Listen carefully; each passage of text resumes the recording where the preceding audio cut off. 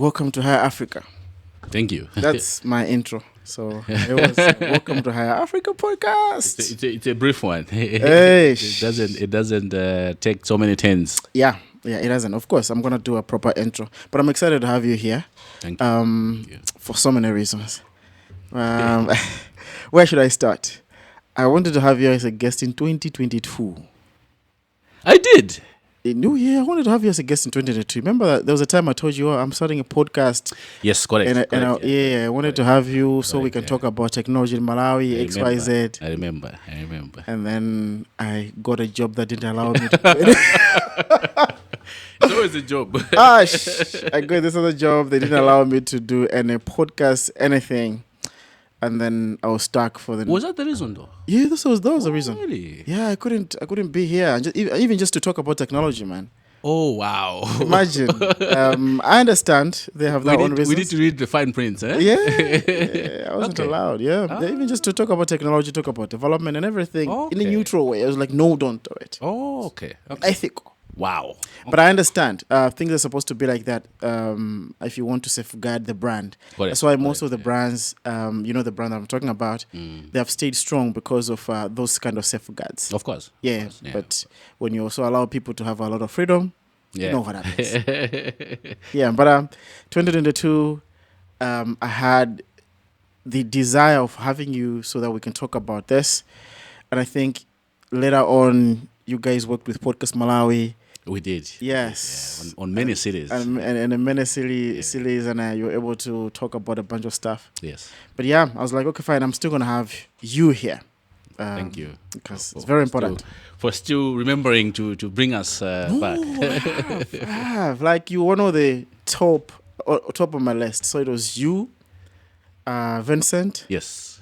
Good friend Vincent. Yeah, Vincent. Your brother Henry. Yes. And Brian. Mr. Longwe. Yes.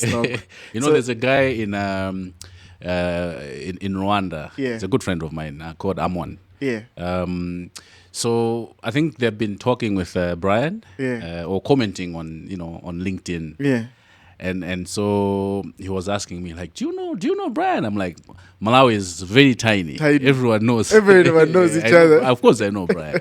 Like, okay, he's a good friend of mine. Yeah. So yeah, Mr. Longo is good as well. Yeah. So yeah, I wanted to have you guys because I believe that you have a significant contribution in terms of how digital has shaped over time in Malawi.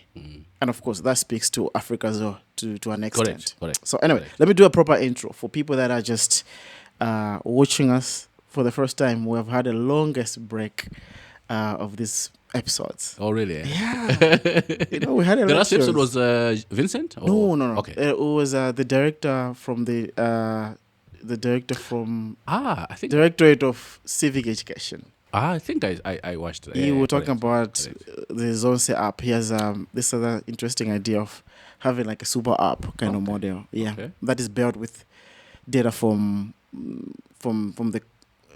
the context in essence. Okay. You know what is happening right now? People are building.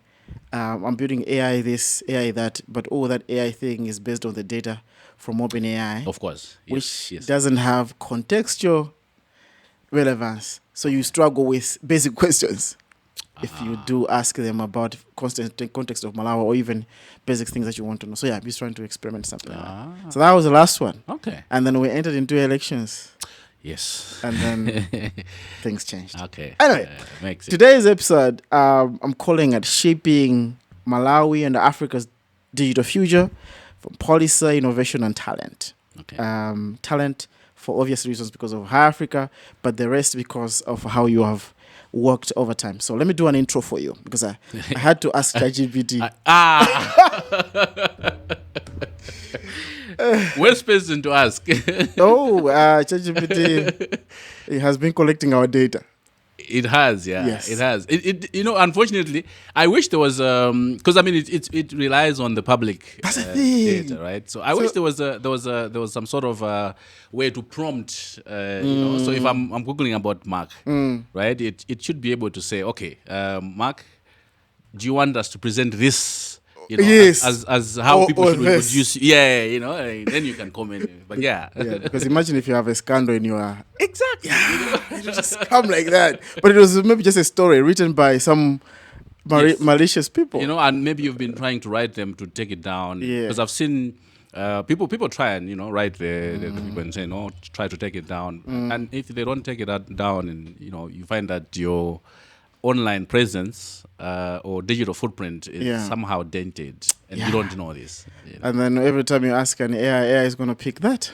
Correct. Anyway, but this one, I'm pretty sure everything's clear. But anyway, hello and welcome to High Africa Podcast, the show where we connect global organizations to Africa's best talent, boldest ideas, and most inspiring innovators. So I'm your host, McDonald. People still call me Nyoni. And today we're diving deep into the story of Bram, but also exploring specifically how to shape Africa's digital future. So Bram, who's my guest today, is a recognized leader in Malawi's ICT space and beyond. Get it? ChatGPT. According to ChatGPT. No, that's true.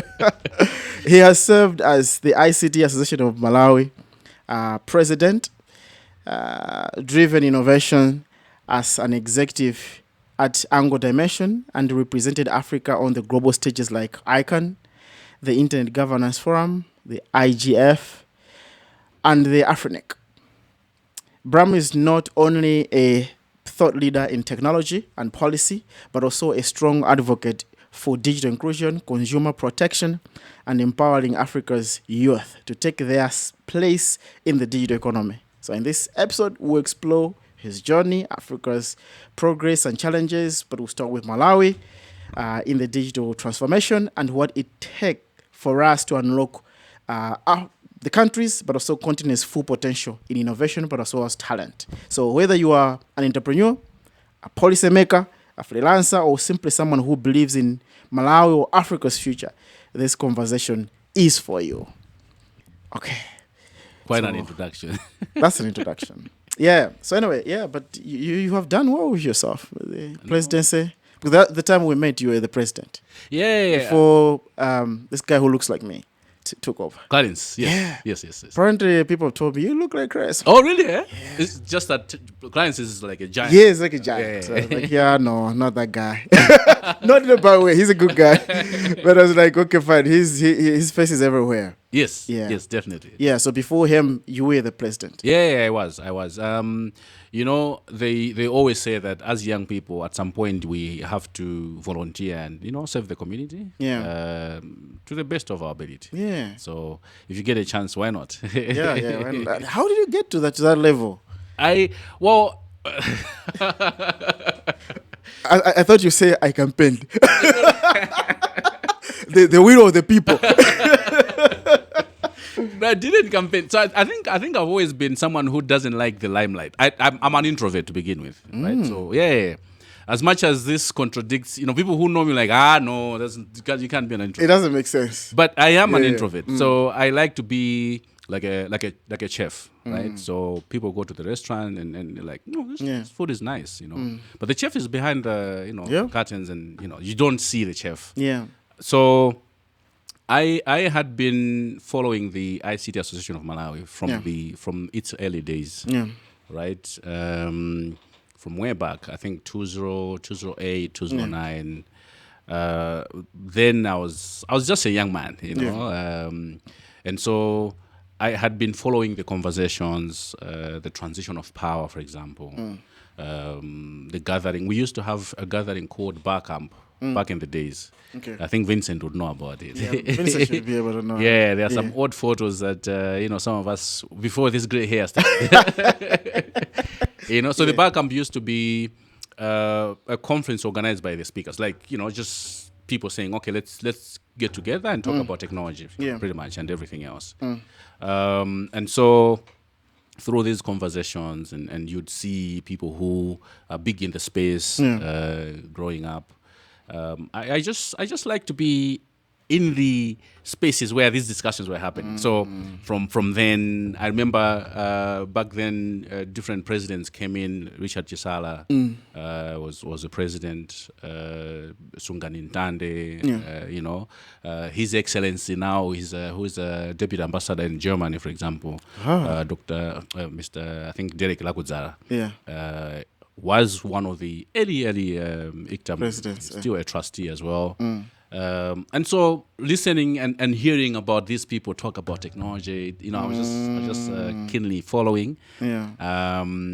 Until I think my first time to actually come in the leadership position was when I was publicity secretary. I think must have been back in 2016.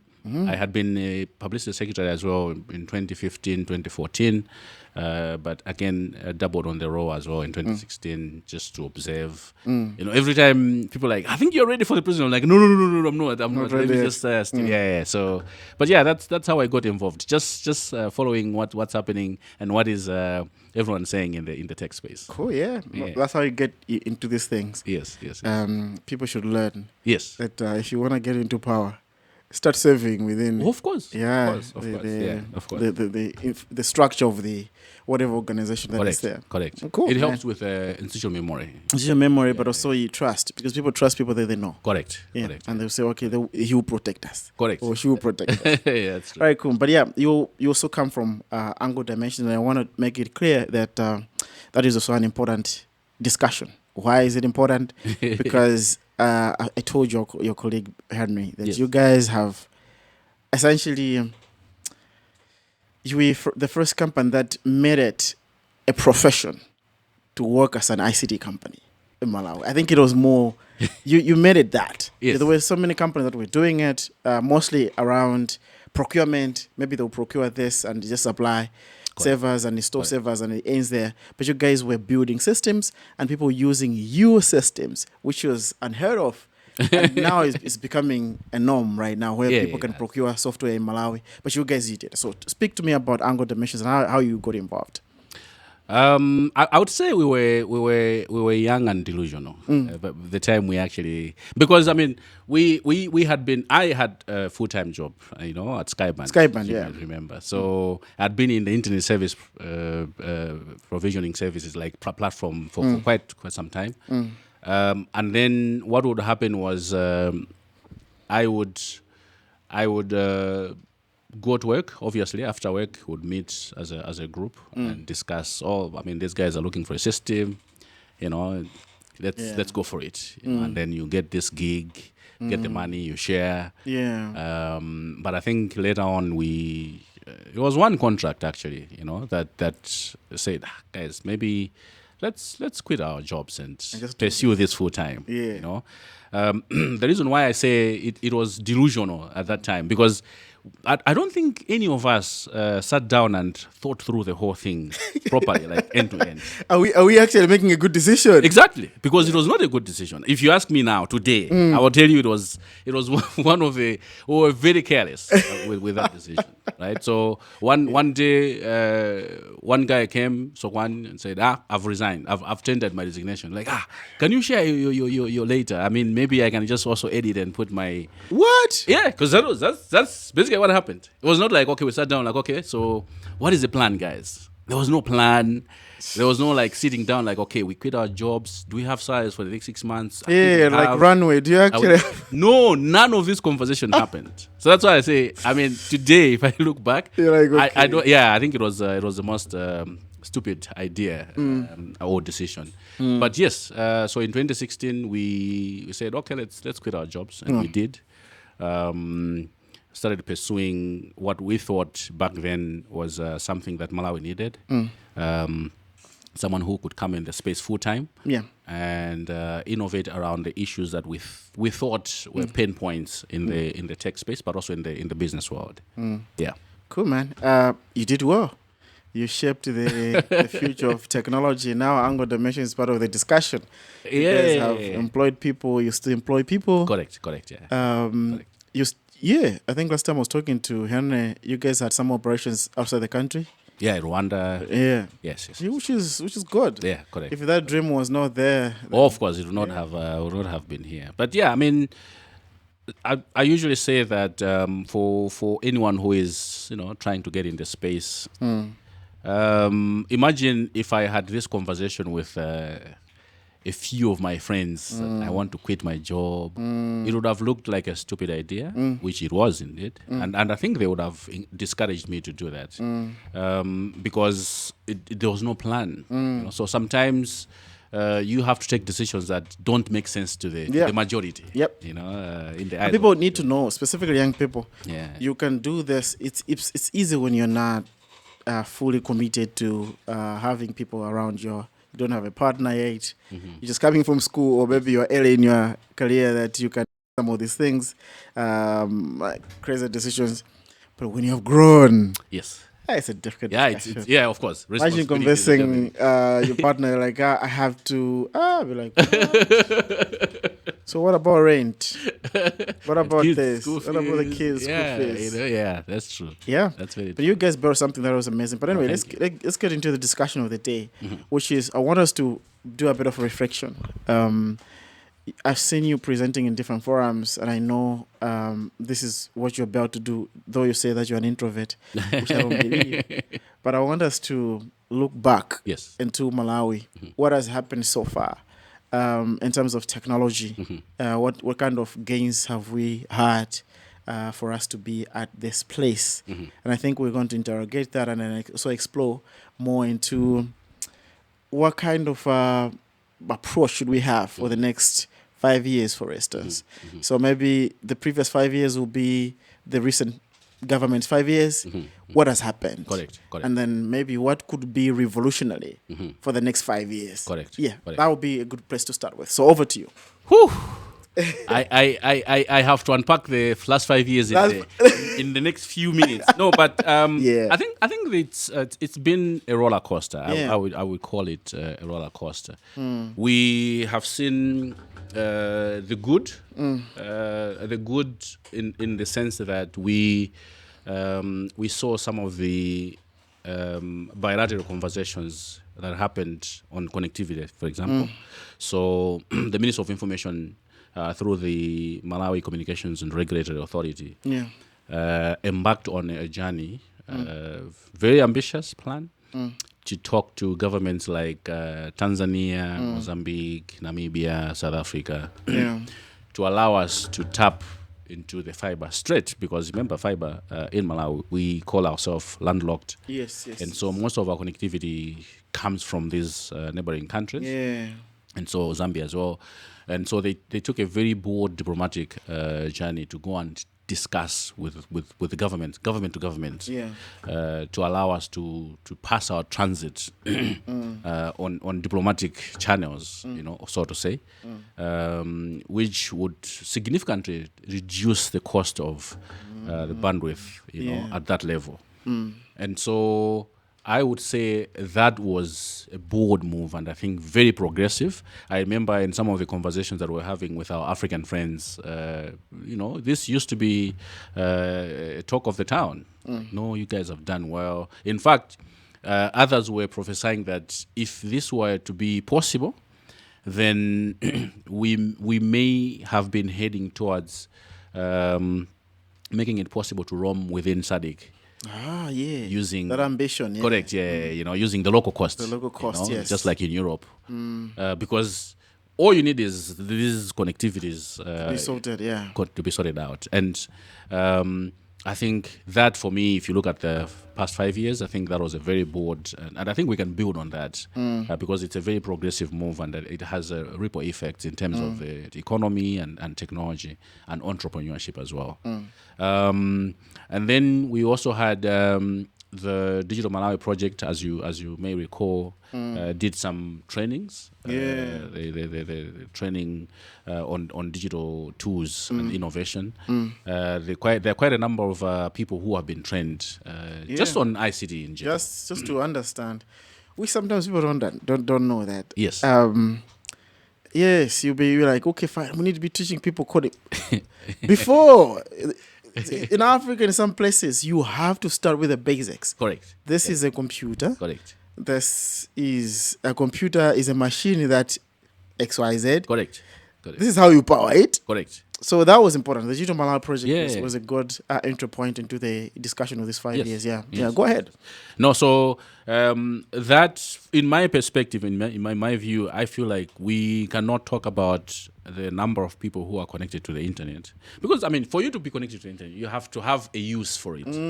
Besides sending your friends, a Facebook request or whatever social media platforms that people use online.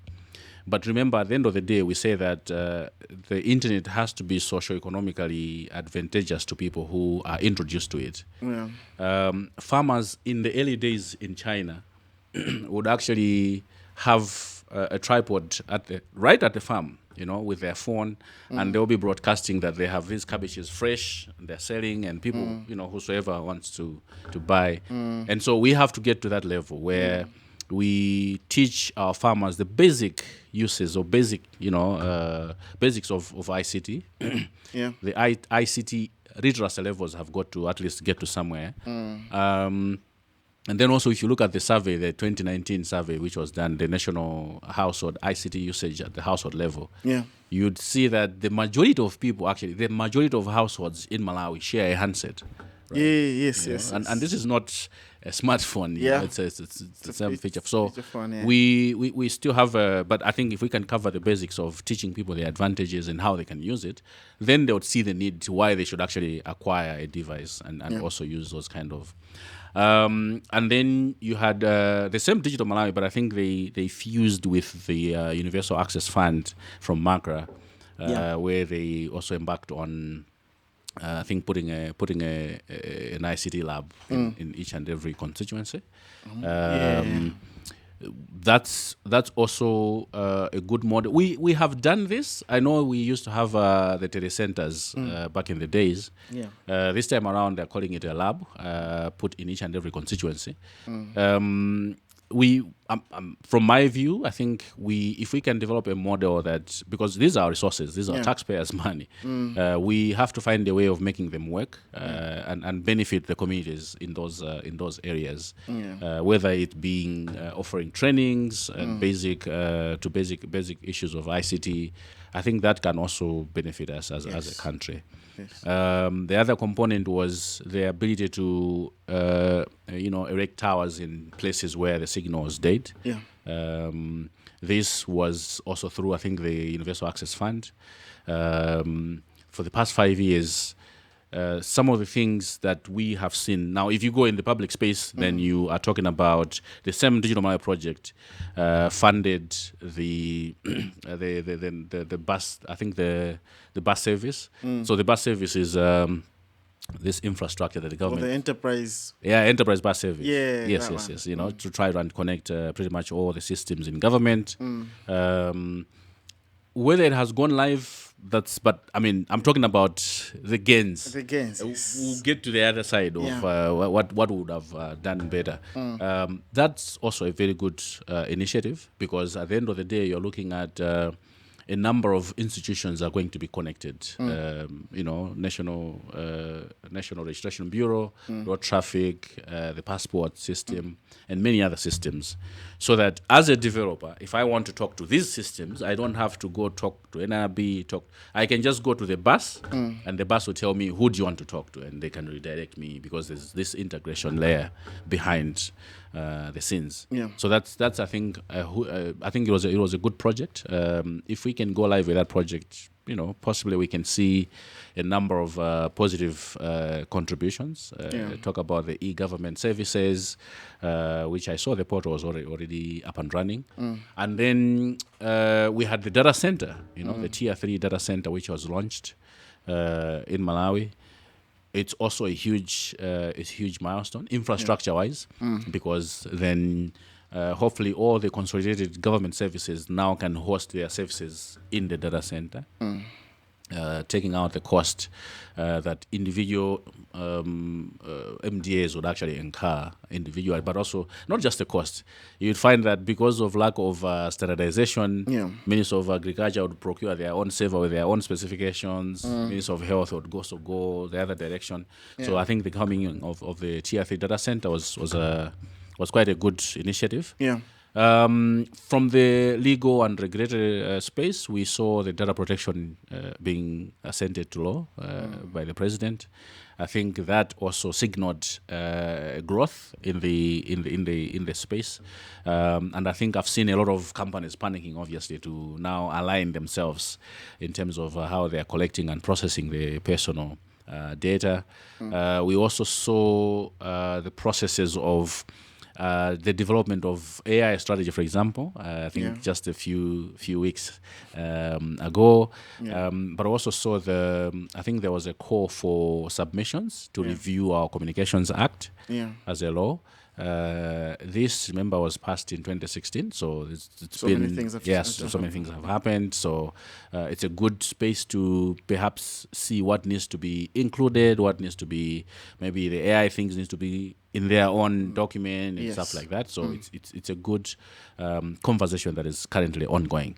So overall, I would say that there had been a number of activities in the past 5 years, which will shape how we're going to move forward the next 5 years. Could we have done better? Yeah, of course we could have done better. I felt that there were uncoordinated sort of efforts. So you'd find that MACRA is going this direction, the National Commission for Science and Technology is going the other direction, and then you had the Directorate of Innovations in the Office of President also just training whosoever is leading and saying, okay, we're going with you, and then, you know, if these guys stop and like, okay, so NCST, what are you doing? So a case in point was when MACRA was saying, okay, we're going to develop an innovation act, right? This is something that, as entrepreneurs, I think had been lobbying the government, through the government, the Digital Malawi project, right, to have a startup act. The startup act, in my view, was going to incorporate pretty much everything else, including the issues of innovations, which MACRA wanted to address as a piece within the Startup Act. Within the Startup Act, you know, but unfortunately, because there were uncoordinated efforts and everyone was just going towards their own direction, we didn't gain much traction there. The other things that we could have done better was the promise that we were going to before you go to the promise, I wanted us to reflect on the lack of coordination within different, I don't know, MDAs or I think I'll call it MDAs because they're essentially policyholders to whatever extent, right? So it's just an issue of one unit is doing the other unit is doing the other, and that has created like a bad way in the subject matter. This is my thinking, though, and I want to hear from you. I believe no one has to own innovation as a subject. Yes. So Ministry of Tourism should be able to run their own innovation projects. Ministry of Agriculture, Mining, blah, blah, blah, the rest have to do it. I believe innovation is a general word that applies to context differently, and no one has to house it under their umbrella. This is my view. Now, I've seen that there's a bit of a challenge, and I don't want to talk too much because I might know too much, but I want to talk from the surface of why Entity A does not want to go to Entity B's activity that talks about innovation because Entity A feels that they own the subject matter. While at the end of the day, Entity B does not want to work with Entity C because they believe Entity C has a bearing on owning of the subject matter. I don't get it, and I don't know why this is a case. Because for me, I was thinking, if you go, if you want to harmonize, maybe I might not be an expert in that subject, in that area of putting order. If there's an act, yes, probably maybe someone has to house it in one or the other. But people have to be allowed to be sovereign within their MDAs to do things and be able to create their own strategies that will guide them in the next whatever years. Correct.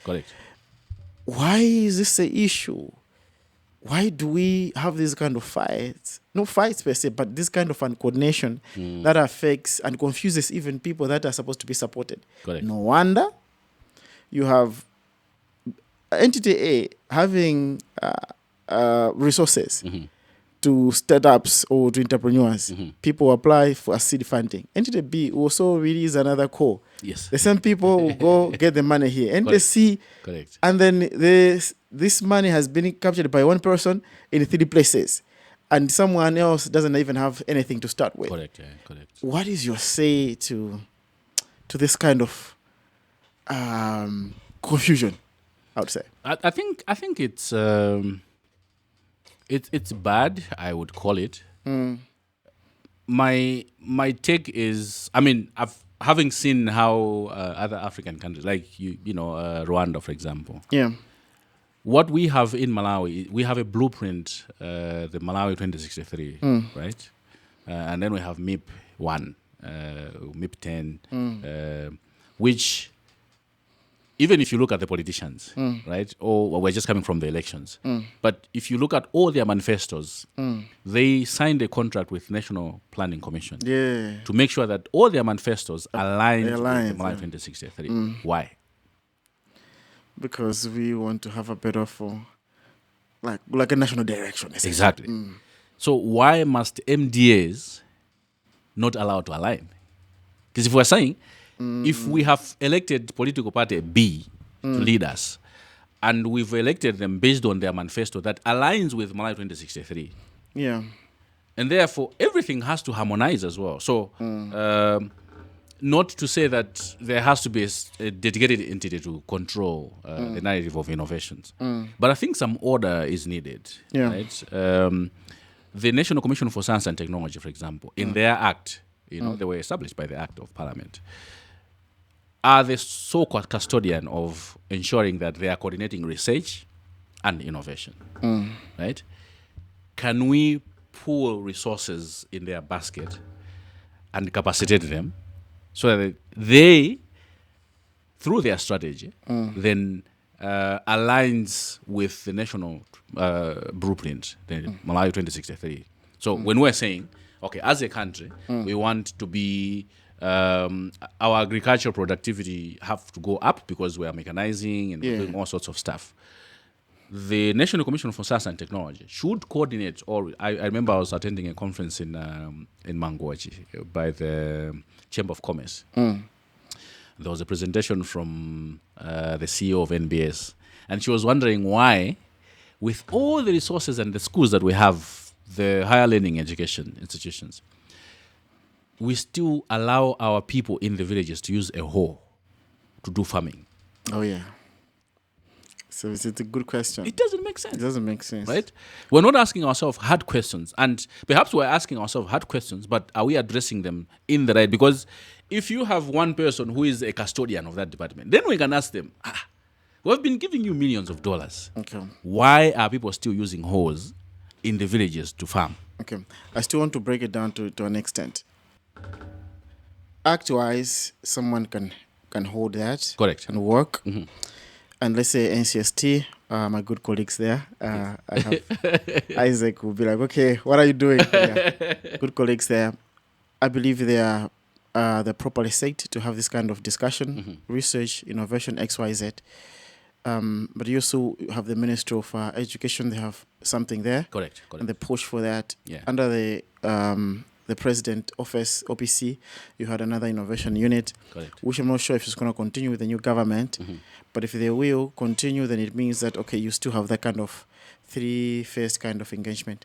And you have Makla, which was everywhere. Correct. I've always wondered. In fact, I've always wanted to catch up with Daud to ask these questions, because they have gone in these places, around these places, and using the streets has always been, but why? The money. Yes. So like, fine, but the same people you're giving money to this are the same people that we have given money to this. And then you have all this kind of duplication, which were happening and some have argued, do we actually have a lot of innovators, or we have recycled innovators that are just using the same ideas to get money in different places? My issue is everyone can have their own document, correct, but you can coordinate. Yes. Which, for me, I think is to an extent is a governance issue within these places to make sure that let's align. Yes. And why that governance issue is maybe fails, it might be an ego issue. It might be a resource issue. Correct. That because we don't have resources, so we cannot work with them, blah, blah, because they'll use our resources. So it will be more or less like we're capturing 3 MDAs, but our budget is for one. Correct. For us only, something like that. So you have all this kind of thing. I find that as a problem. And I think we need to, if we're talking about Malawi, we need to fix that in a way that, despite that you're solving, because all of a sudden I have seen NICOM, National Youth Council, also having their own funds, correct, giving people. I looked at the list of people that have given money, the same people that have received money in different places. I was like, this guy has received money, probably from money, has received money from this, correct. And there's some guys that are being given money to do the same things. Correct. And because of that, this is my argument. We give people 5 million kwaja and expect them to develop like a unicorn or something. Oh, no. But if people had worked together, the same person will receive the money, but they will receive it in one chunk, one guidance, not too many complications, and that will provide a bit of strength into the fabric of this innovation ecosystem. So my thinking is, someone has to hold it, but the moment you do that, you have everyone saying, we have to. I'm not interested in that. I've always believed people can be sovereign, but they can work together. Of course. I wonder why that doesn't happen. No, I think so. I mean, you answered it. So 2 issues: ego and resource. Yeah, lack thereof, the resources. From the Malawian context, what I've seen is I'll also give an example of Rwanda. But what I've seen in Malawi is, and we're not saying someone has to be just a custodian, because if you look at our good friends at NCST, they are very flexible. Right? They allow you to do other things. I mean, they did their ethanol, whatever, driven, whatever. But they allow you to do other things. They allow other institutions to also be in the space. But now this is where actually they're more relevant, because their other role is to document the innovations, right? You find that I'm sure others like maybe Moni Fund will also document on their own, but they are not representing the national database of all the innovations in Malawi, right? So we can work together, not necessarily just making sure that NCST is the one championing it, but the coordination that happens where you share the data. There's an exchange of two-way traffic. Yes. Okay, we're doing this, and these are our goals. By the way, what are the goals? Because I would imagine NCST has been tasked also to say, okay, from the government perspective, we want for the next whatever, with the Malawi 2063, we want to focus on these areas: agriculture, mechanization, urbanization, whatever. So if we're pushing for innovations, push them along. Make sure at least, it cover us in these areas, right? So you find that if my organization goes to NCST and say, okay, I have $1 million, I want to do innovations, but what are the areas that you think we should focus? Yes. I'm not giving you the money. I'm going to do it. I'm just saying, to align with the national agenda, what are the focus areas? They can share this data. So, okay, this, please make sure they are, 1, 2, 3, 4, 5, and then share with us the data as well, so that we document. That's the thing. So the challenge that is there is that different MDAs go to fundraise and talk to their donors, get the money, do the programs without now aligning internally. So the problem comes to when the MDAs are not talking to each other. Yes. Which they're supposed to. And they're supposed to, for me, I was thinking about a national innovation grant that is powerful, that maybe minimum is 50 million going up, and people are getting even 1 billion kwacha to actually develop platforms or develop companies. I'm thinking about something of that magnitude, and that can work with what we have. In my thinking, what we have, optimized by making sure that what we have is now put into the same basket. Correct. And then it's distributed with a focus of not recycling people, Correct. but a focus of saying we need to look at great potential that is in the market. I still think if we have to fix now to talk about, because this is an issue of coordination, which Correct. I'm just reacting to before you go to the other part. If we have to fix this coordination, that initiative will have fixed so many things. Oh, of course. Yes. Yes. So for me, I go back to it. It's a governance issue. I still feel like the independence of MDAs give them that kind of liberty to also not listen to other MDAs, and they get away with it. And because maybe they report via one channel through the office of the vice president or somebody, but maybe at that level, it also gets to who aligns with the office, with whatever ego they have, XYZ. Correct. Yeah. I feel like the highest authority that looks into MDAs has to find a way to clean up and organize and strengthen the fabric of MDAs to work together. Correct, yeah. I still feel this disjoint of MDAs in Malawi is costing us big time. A lot. It's costing us a lot. Because the funders are so confused. One agency goes to this MDA, one other funder goes to this one, and the data that is there is not even shared. A very good example of what you're saying, of confusing the funders. We had the government of Malawi seeking funding from different sources, two different sources, for the same project. Oh. Yeah, the data center. So you had the government of Malawi borrowing from the government of China to do the data center tier 1, of course, the national fiber backbone, as well as the data center in Blantyre. And then you had the same government of Malawi saying to World Bank, oh yeah, we need money for the data center. And both money came. Yeah. So I think you're right about having it's high time at the minister. I think this is at the higher level now, at the leadership level. Yeah, it's a leadership issue. That's what I'm saying. It's governance. I think it's a task for even new government as they come in to start reflecting over this, to say how best do we align at ministerial level as ministers, as PSAs and the directors to have this kind of and this is a problem. Because I'm a person who's not a fan of harmonization. I'm a person who's not a fan of doing everything together. I'm a person who's a fan of sovereignty, but that speaks to each other. Aha. So you have to be sovereign, because the moment you're not sovereign, you're going to deal with the same problem of delays because someone has to approve, because it's one person, or it's just everything has to go to the minister. Blah, blah, blah. But if everything is happening in a proper decentralized way, but this is our blueprint, we don't derail. If we're doing something like this, we work together. How do we work together? This is what we do. This is how we share things. With that, that's why I always argue for blockchain kind of governance.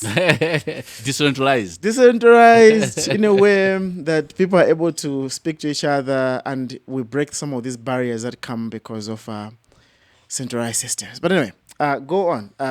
This was one of the problems, one of the challenges that we could have done better. Correct. The coordination. Correct. You can go on to other examples. I think, correct. So, uncoordinated efforts or talking to each other in the MDAs. And the other area that we could have done better was there was a discussion that we needed to bring down the cost of the handset. And the agreement in one of the labs, I remember that lab was the digitization lab, was that... So to explain to some of the viewers that will not understand. Yes. These labs were being done by the... Or they were being done by the Office of President. Yes. So the Office of President and Cabinet were organizing labs to do a bit of more or less like hackathons, right? Where you'll be able to look at a problem and try to find a way of how to solve it. Correct. Yes. For your information. Through an entity called the Presidential Delivery Unit. Yes. So, so in one of the conversations, I think there was that issue. Because, I mean, this had been there for many years. Yeah. You know, we had surveys done and everything else. And then we realized that, I think, yes, taxation on the device, we can scrap it off, but you find that it will be way, way cheaper if we are assembling the devices right here in Malawi. Yeah. Right? And I remember, I think this was one of the promises that Makra said, no, in fact, by next year, you know, this was in 2022, by next year we should have a plant in Malawi. You know, a few years down the line, still we can't assemble devices in Malawi. Yeah. And so that is going to have a negative effect on when we're talking about the internet penetration in Malawi. Yeah. Because, as I said, the survey, the household survey, national household survey actually, which was done by the National Statistics Office in 2019, talks about the households still sharing a device, a Mosewalero. This is the 2018 one, right? Yes, 2018. And so we need to address that particular problem. Yeah. So if we can, and right here in Tanzania, there are a lot of assembling plants. Yeah, of course, assembling. You know, so I'm not too sure where the problem is, and so those are some of the issues. I mean, it goes back to the same issue of the ego. You find that one entity wants to champion something, and then the ministry comes and says, but you know, your mandate is just a regulator. So why are you getting in this space? Yeah. Right? Let me comment on that quickly. Yes. Because the imperative of Makra, because I say that Makra was found in different places, which is, I think, how they wanted to do it, and they have done a lot of work, tremendous work. In some instance, you ask a question, why are they doing this? Correct. This could be an NGO, empowered. They'll just become like a major partner. But I think they found their way to revolutionize how MDS work, and I think they did. I feel like that parastatal, Makra is a parastatal, right? Yeah. I think they were vibrant in some way, and they are vibrant. It's not like they have ceased to exist. One thing that I have had a problem with was this issue to do with handsets. And I'm going to talk about payments online later on. Makra spoke about that promise. And I think being in some meeting somewhere, I also noted that the directorate within the Ministry of Education was also keen on this subject matter to say, let's do this assembling. Dr. Chomola, I want to have him here. It's an open invitation. Because that will do a lot. You know, if we want to win, our products to win, people need to know that you don't develop products just for outside your country. No. You start winning within your country. Facebook was a hit in America before it moved out. You have products in other countries that they don't need to go outside in other countries, because within their own vicinity, they're able to win. They're making a lot of money without even the need of expanding outside. That's why we don't have WeChat saving us here. But they're making a lot of money in the Chinese market. In the Chinese market. You can only achieve that if you have people that have gadgets and people that are literate enough to use those gadgets and see the use cases. This is a very important thing. Yes. If there was a thing that Malawi could have thought of in a way of trying to deal with issues to do with internet penetration, one, but also making sure that the digital economy is enhanced. There's so much investment coming into the space. They could have helped us. Now we're talking about 4.8 million Malawians who have access online. But if you look at that, you see that there's a lot of sharing culture there. If you look at obviously the gadgets will be lesser, right, than the actual like people that are online, because people are just sharing just to make sure that they're online.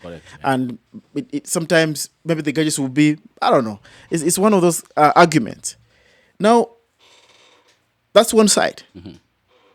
You say you don't know why that hasn't happened.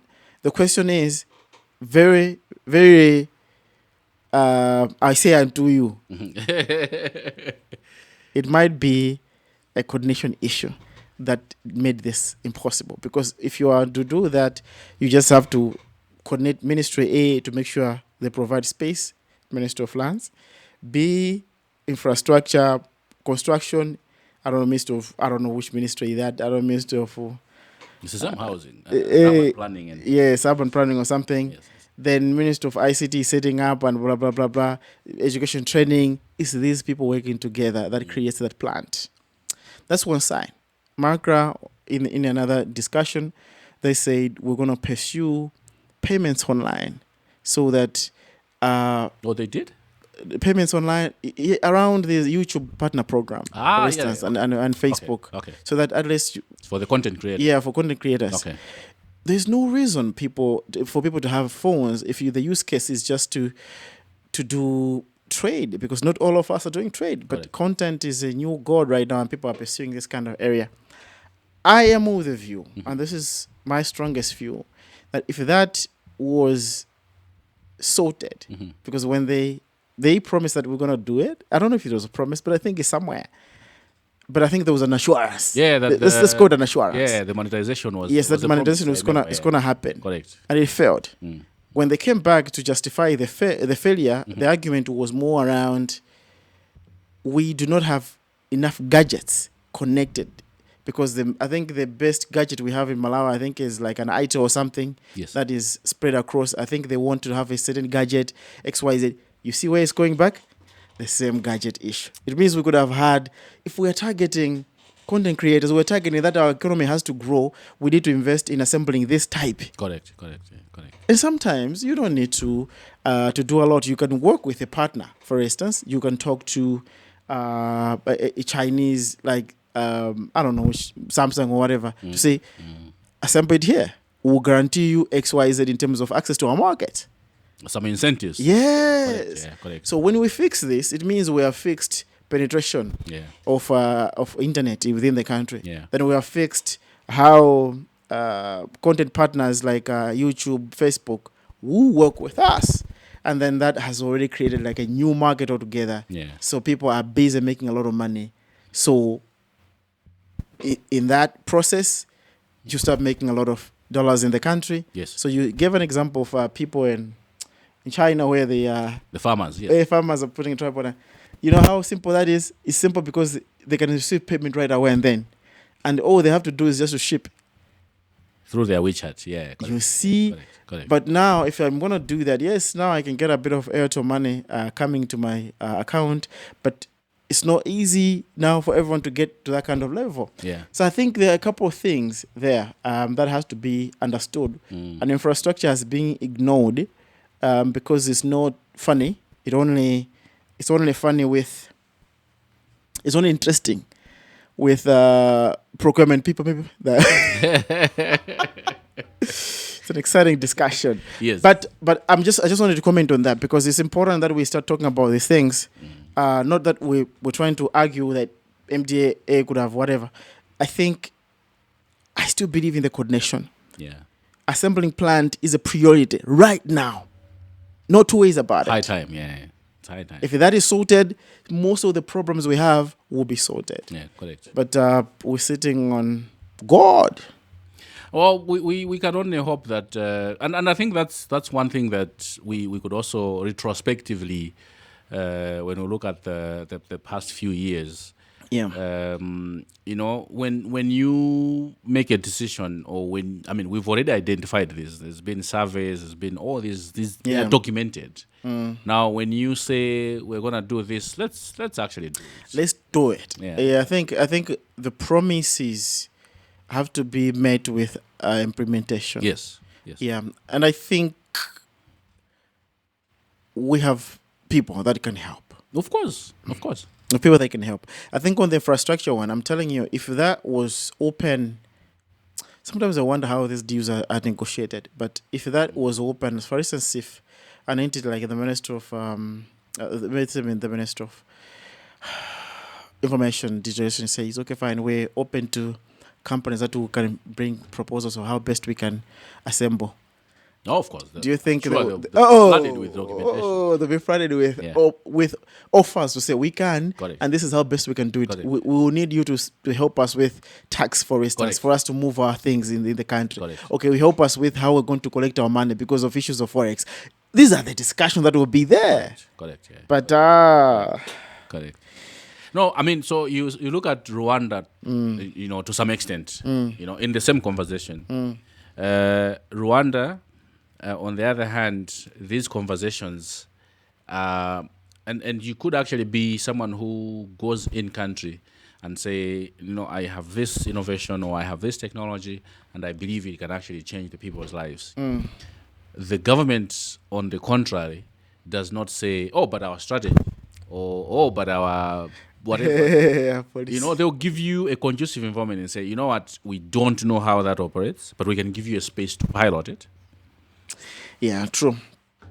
And I build businesses as well, yes. And I know that problem. You go to an entity, it's like, I have a brilliant idea. Yes. To revolutionize the market. I want to try this. They're like, no. Yes. We're not ready. we can only register you in the next 3 years. Yeah. But anyway, I don't want to point on the problems. I think let's talk about opportunities in the next 5 years, because I think that's something that will become relevant even for this conversation. I think in the beginning of this chat, I was saying Malawians are good at complaining about what the problem is. We actually talked about the whole thing of where we complain. I think we look down upon ourselves as a nation, and I think that's a bad thing. We shouldn't. We should focus on the positive things more often. We need to start doing that, because other countries that we admire, if we go and look at the problems that they're dealing with big problems. If you go to and look at America, they have a big racial problem that side. They're always fighting racial this, racial that, fighting over ideologies and everything, right? But one thing that you can't take away from Americans is their allegiance to the flag. You can't say America is bad. They'll be like, okay, fine. We are fighting internally, but we're going to deal with you. That's the thing that Malawi has to also embrace. Similarly with China. People have their own issues internally. Hey, control this. You're controlling surveillance. But you can't talk bad about China. No. They'll defend their country. Correct. Malawi has to find a way of saying, Malawians specifically, us, we need to find a way of saying, I don't agree with policy A, I don't agree with this one, but I love my country. Correct. And Malawi is the best place where you can live. Malawi is a place. I believe in this. I don't know why. So to some extent, I feel like the more exposed you are, as a Malawian, for example, I've seen people who have traveled around, and they sit down and conclude and say, "But I can't wait to get home." You see, there's no place like Malawi. And I think when we are complaining, right? Yes. Specifically here, you complain, because everything that you see is outside the country. Correct. When you go outside the country, you appreciate that Malawi is a good place to be. Yes. Of course, we have but it's a good place to be. Very good place to be. Yeah, and that's why I remember there was a joke in one of the episodes that the guys were doing in Podcast Malawi saying, that's why if people go outside Malawi, you still find them there online. Hey guys in Malawi, it's like, I thought you have friends there. What is happening? You're still talking to us. You're creating content in the vernacular, trying to dance around the camera just to connect with people back home. Because you still see that this country is ours. Correct. And it's ours to serve. Correct. And ours to save. Yeah, that's true. And there are certain things that, even if we advance in technology, they are not going to erode our cultural fabrics and beliefs. Right? I usually argue with my global North and South friends, where we have these cultural beliefs. I remember I took one of my friends, actually from Kenya. He came in Malawi and to see my parents. Went together, so they prepared a meal. My sisters came and knelt down to give us not wash our hands. Yes. This girl was freaked out. There you go. Like, I've never seen this. How? Like, but But you find that in other cultural contexts, that is a human right issue. Like, human rights issue. why You are are women new. Yes. As they're doing something. Yeah. So there are certain things that technologically, obviously, we have to also respect the issues of culture. Of course, human rights issues, feminism. Just to clear it, yes, men also new. Well, of course, we do it like a one knee, right? Yes, one knee. So especially if I'm doing it to my an elder or something. The elders. Yeah. In fact, in my culture from Sanje, you don't. This is a glass of water, and we're eating, and I'm the junior on the table. I cannot just grab the water and start drinking it. Yes. I have to say, do you want water? Yes. Do you want water? Until everyone clears it. And then I can drink it. Yes. So it's our culture. Yeah. Not just women that. It is. Yeah. So it's very important for our Global North colleagues to understand that we culturally. So the culture is not bad. No, it's what defines us. Yeah. So I want to take water, but I want you to start unpacking. Now the discussion around what should we do in the next 5 years if we had to fix things. There are a couple of things that I think have to be prioritized, but I think we start unpacking that. Okay. Cool. So let's start unpacking. What are the things we need to start focusing on? How should we build the next 5 years, man? Because for me, that's what we need to start thinking and start talking about. Definitely. Yeah. I have always argued and believed that Malawi's problem does not lie in how we craft our strategies, and policies and all these documentations. In fact, we are one of the best countries, that come up with different documentations that the higher quality other countries come and obviously learn from us. Yeah. The next 5 years, for me, if you ask me, I would ask that we pen the documentation. Yes. And get to roll our sleeves and action. If we need documentation, let them follow. So let's do the work, the action, and then the documenters can come in and say, okay, you did this, but I think we lacked this document to back whatever. They can fix that. But the next 5 years, let's be action-oriented. Bram, I don't know how many times I can agree with you on that one. Yes. That let's stop writing.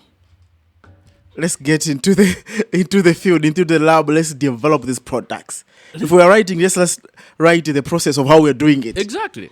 But this whole thing, we are so obsessed with documents that we are reviewing this document to make meet a review document and whatever, when zero of the first document was done. I think Malawi 2063 is the only document we need. Because it tells us where we want to get as a nation. Yeah. Where do we want to get? We want to get here. Gentlemen, whatever you do, make sure at the end of the day we all meet here. Yeah. Right? But this thing of saying, oh no, I think, there's now artificial intelligence. Okay, so now we need to, sit down. I'll defend that one. I know. But I agree. It's just an example. I agree that when a new technology comes in, do not wait for paperwork. Do not wait for the strategy. Do not wait for anything. Go. Experiment. Use it. Let the document follow the use cases. Correct. I like the Reserve Bank of Malawi guys, especially in the payment space. Whenever a fintech goes to them and says, I'm doing virtual assets, whatever, and this is something that obviously as a regulator, we're like, virtual asset, buying of virtual assets. Us, what we know is the stock market. The stock market. So who are you? The stock market, there's this brand here, and they have these shares that they are selling at this much pay, whatever. But you're talking about virtual assets. People should buy virtual asset. No, that's, But what they usually say is, you know what? Go. Experiment.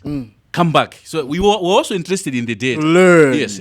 So tell us. People are interested in this kind of, the way USA did it, where they have, there's now a new currency, right? Not a new currency, but I think there's they have accepted things like blockchain or something. Correct. Because they allowed it to happen. Yeah. They said, okay, fine, we will not allow XYZ because, that's too much.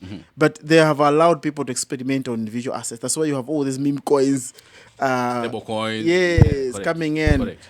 But there is some action. And that action supports the development of documents to be evidence-based. I have always argued, and every time I go to meetings, right, and I'm talking about strategy and whatever, I'm a person who is not a suitable candidate to be in most of the rooms. On one part, when I'm wearing the innovator, startup founder kind of hat, yes, right. When I'm wearing the other hat, that policy discussion, I'm like, okay, let's talk about it. But when I'm wearing the other hat, the argument I've always had is we are so obsessed about regulating on how we have to do something that we have not even tested of how it works. Correct.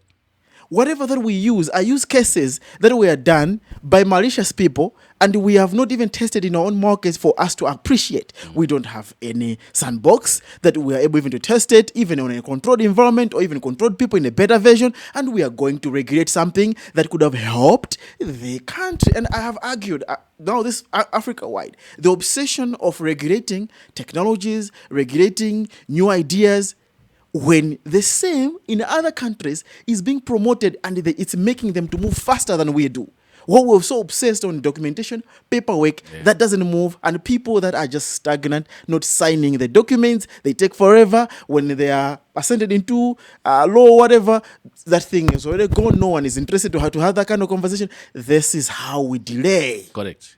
Ash, I'm so passionate about this one. So I'm like, I can see. Now I'll be interviewing you now. No, but I mean, it's the same anger that I usually have, because I've been in many places where, we're just sitting like, okay, we need, what else can we do? Like, we visualize these things, put them in the document, but you come on the ground. There was a document, I think it was a digital economy strategy for Malawi government. Very beautiful document. If you ask me. Best document ever that we had ever done, right? Talked about the financial inclusion, the infrastructure growth, the mobile device penetration. How do we make sure that the financial inclusion, people are able to transfer money using the lower transaction fees, even remove the USSD cost, SMS charges, very pertinent issues. 5 years ago, the document is nowhere to be seen. On the ground, these are the things, we know them already. We know our problems. Away with the documentation. If you ask me, let's get on the ground to action. I agree with you. Africa, in one or the other. Yes. Let's try as much as possible. Find a lean way of doing things. Correct. Like a quicker way of doing things. That we don't wait for a document to be done 2 years to allow our startups to start moving on the ground. To allow people to experimenting with a product. Correct. 2 years waiting. There's no regulation. 2 years. No. You have developed the product, you're ready, but you're waiting 2 years. No. That's why most of the people move out of Africa to implement some of these things outside of the continent. Yeah. And I think to some extent, I feel like it's a leadership issue. It's a governance issue. It goes back to governance. So it's a leadership issue. I'm not too sure. I have never been a civil servant, so I wouldn't know these things. But it seems like, to some extent, there are certain things that can only happen if they are recognized in a policy document. So for example, artificial intelligence. Before we reviewed the ICT policy 2013, remember it expired. And then we came up with the National Digitalization Policy, which now was an improved version of the ICT Policy 2013. The ICT Policy 2013 did not talk about blockchain, artificial intelligence, and therefore, during that era, you could not discuss anything about blockchain and artificial intelligence because the policy is quiet. The government people were saying, "Oh, I'm sorry, our hands are tied. We can't." That's the thing. The policy is quiet. There's the challenge of not having an open policy around technology or maybe around new ideas, that you can embrace them and allow them to be tested in the marketplace before they become a formally allowable concept is what is killing us. The think tanks, that are developed, for instance, or maybe it might be there. Sometimes I find that from the innovator side, we might complain of some of these things, but there might be that there's an opening, there's a leeway. But there are people who are not willing to provide that leeway to you. Correct. So that you're able to experiment and move quickly. No, but I saw this during the Presidential Delivery Unit labs. The procurement process demands that proceed. I know it, but proceed. Yes. No, you can, I mean, so my point is, yes, people who have worked in government for many years will always blame it on, oh no, there's no policy. But we've seen this, the Presidential Delivery Unit would call all the ministries, the Minister of Justice, everyone in the room, and ask them questions. Why have you not allocated this one land? He wants to invest in Malawi. So no, they will not even blame the policies and whatever. Say, no, I think there was just and then the director of PDU will say, Can you give us a timeline? When are they, like, I don't know, I think by tomorrow they should have the title lease or whatever. So it's possible, right? So these things are possible. People are just, they're just hiding behind the documents and policies. And I don't think there's no leeway to experiment. No, there is things and go to the market even without a fully fledged policy or anything. But the people that are manning some of these documents or maybe manning the offices are not willing to be flexible like that. Which is a problem. There is a whole document that came out as an output for the Presidential Delivery Unit, the Digitalization Lab. Yeah. Because you had all the major MDAs, so like, okay, Minister of Local Government, what are the 3 or 4 pain points that you'd want digitalization to tackle and help you with? They came up with their list. NRB, the same thing. They submitted. Did they wait for donor A to approach them and say, okay, so you have money, we want... It means, as a government, we can sit down and identify critical and crucial problems and say, we need to address this one. Let's get down to business and address this problem. Yeah. Without necessarily pointing to a particular documentation. Yeah. Because these are problems that exist. Yeah.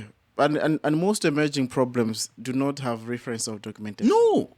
Because they're emerging. Like the way you deal with, I know there's a data policy and whatever, how you have to behave online. Yes. But before that was there, people were doing a bunch of stuff, fake news and whatever online. Yes. And people were like, when they go to court, I remember like, there's no policy, so they're going to get away with it. Yes.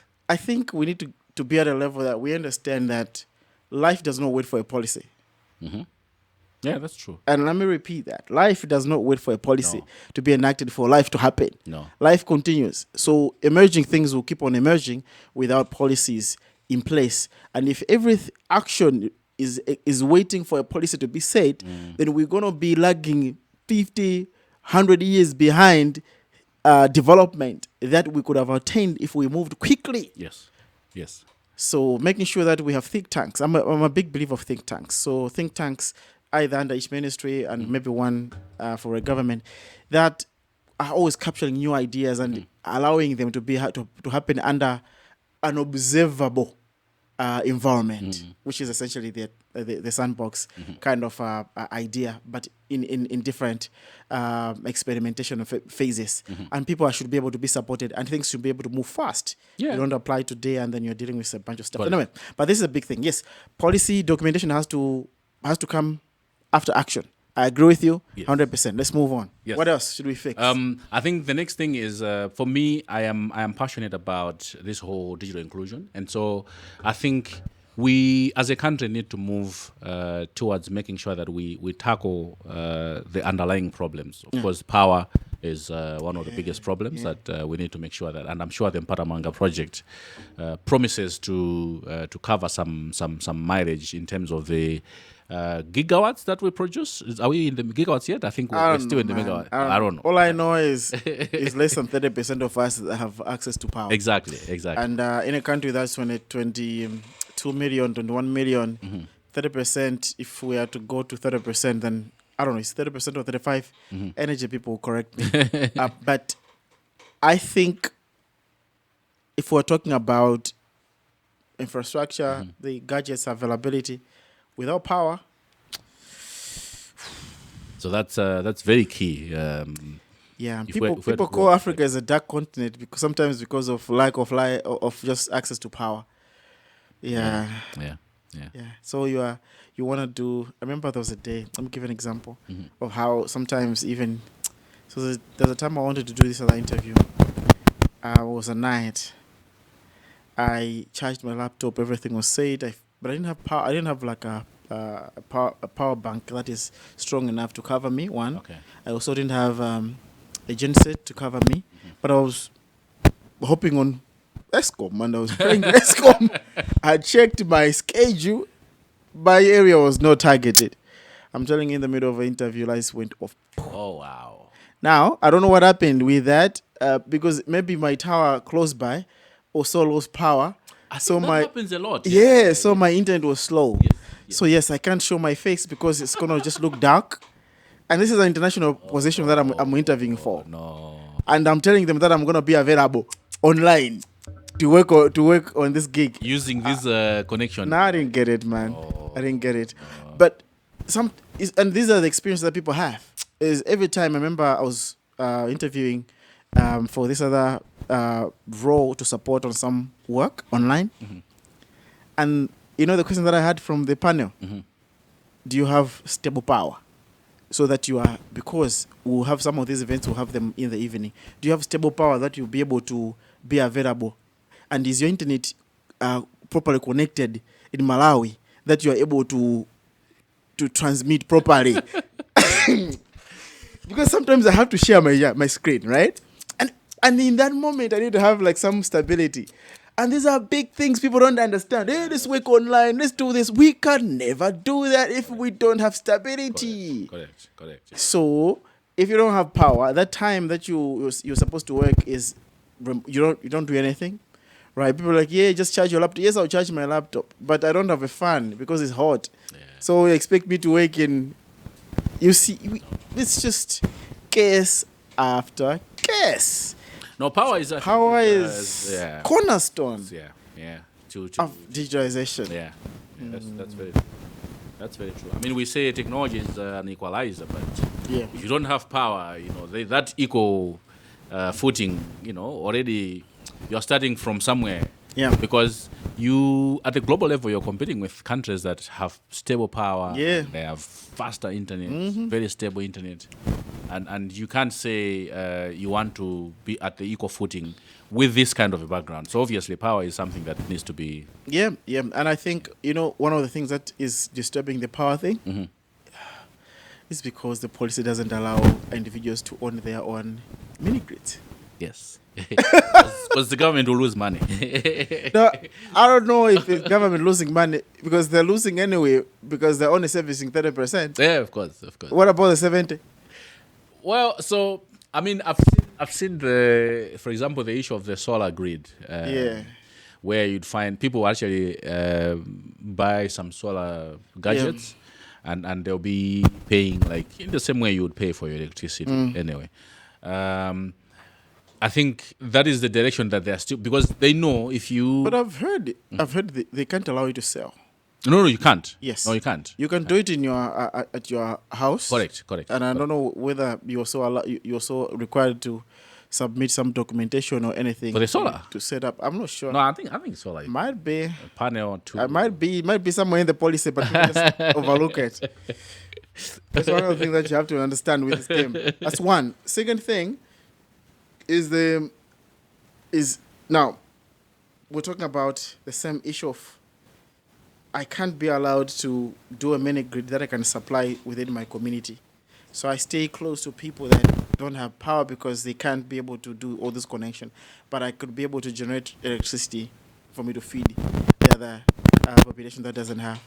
For me, this is bad. Yeah, it's shows Isn't this a human rights issue? It's like, okay, because in that context, if things were different, it means I can go start looking on Alibaba and start looking for a wind whatever system so that I take it and I go in a particular community, I set it up and I make people pay. Yeah.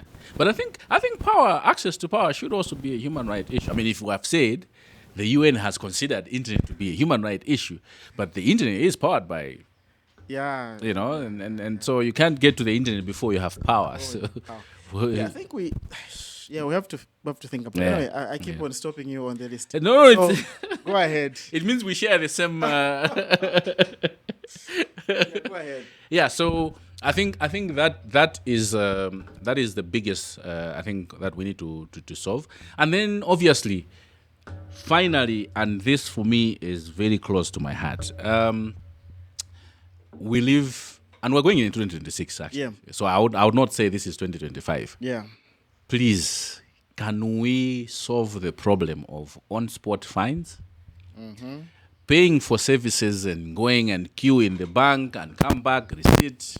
Whosoever is going to be doing the action. Because remember, we talked about action. We're moving away from documents. We're just going for action. Let's do away with this thing of bureaucrats. Because I think I call it bureaucrats. Yeah, it's a bureaucrat. Right? In 2025, we shouldn't be. It is actually a human right issue for me to stand on a long queue to pay for government services.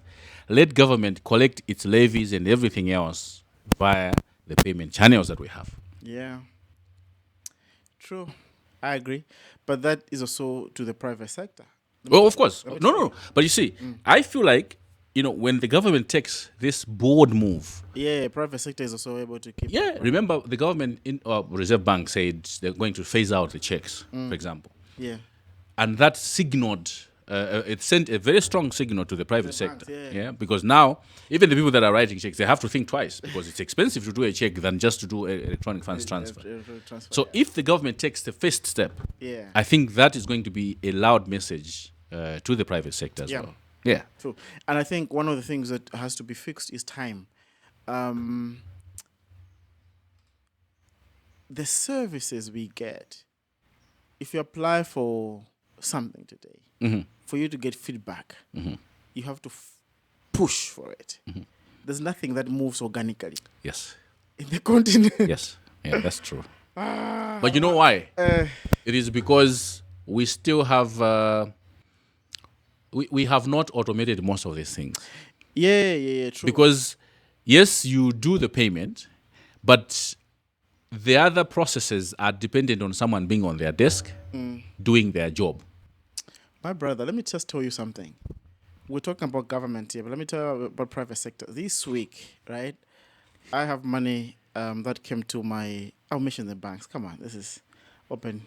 Yeah, it's part of their... They can also improve on their customer service. National Bank, right? Oh, okay. Okay. I get money. So I got money, but I'm not allowed to move past, I think, a certain amount, right, in a day. Okay. So I'm struggling because I have to pay different people. I have to push for my project, which and then I can't move money quickly. And I go to them, I write them, I need you to up my limit. Correct. Right? And they're telling me we can't up your limit. You need to be, I think I use MO6 that is on an app. Then that app can't be upped, right? Oh. So you have to apply to do banknet, right? I'm like, okay, fine, I can do it. What should I do? They send me a document so that I sign. Okay. That's first thing. That's my red flag. Come on. Give me a form. Do an online form that I have to fill, guys. I will click that I'm not a robot. It's okay. It's not like I'm a robot. First thing. And part of the instruction is you have to print it, sign it, scan it. You can't digital sign it. No. Okay. I'm told that.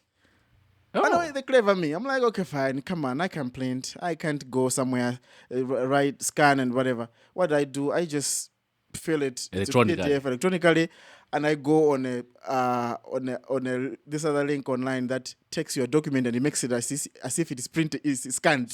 Yeah. So it makes it look a bit fainting somewhere. Oh, okay. As if it's scanned, and I send it to them. I'm told you have to wait for 3 days. Oh, like, okay. Even after scanning the document.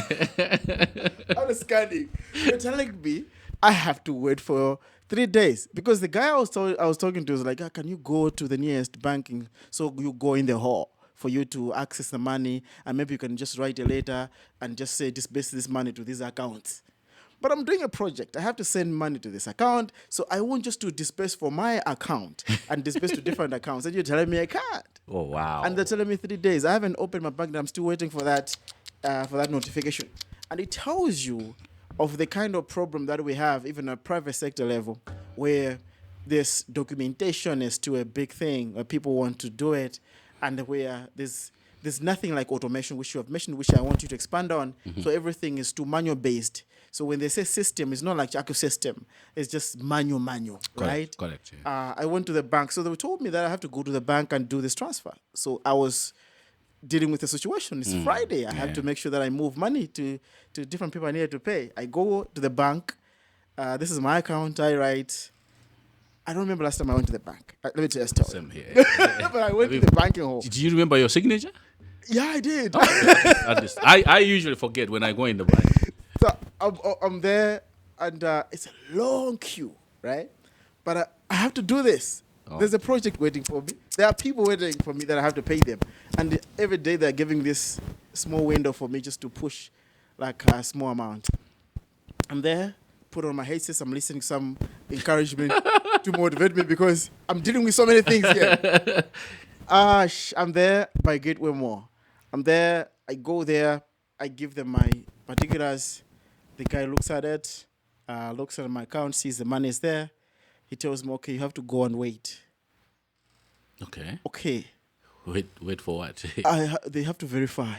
Oh, okay. But it's your account? My account, my ID, national ID.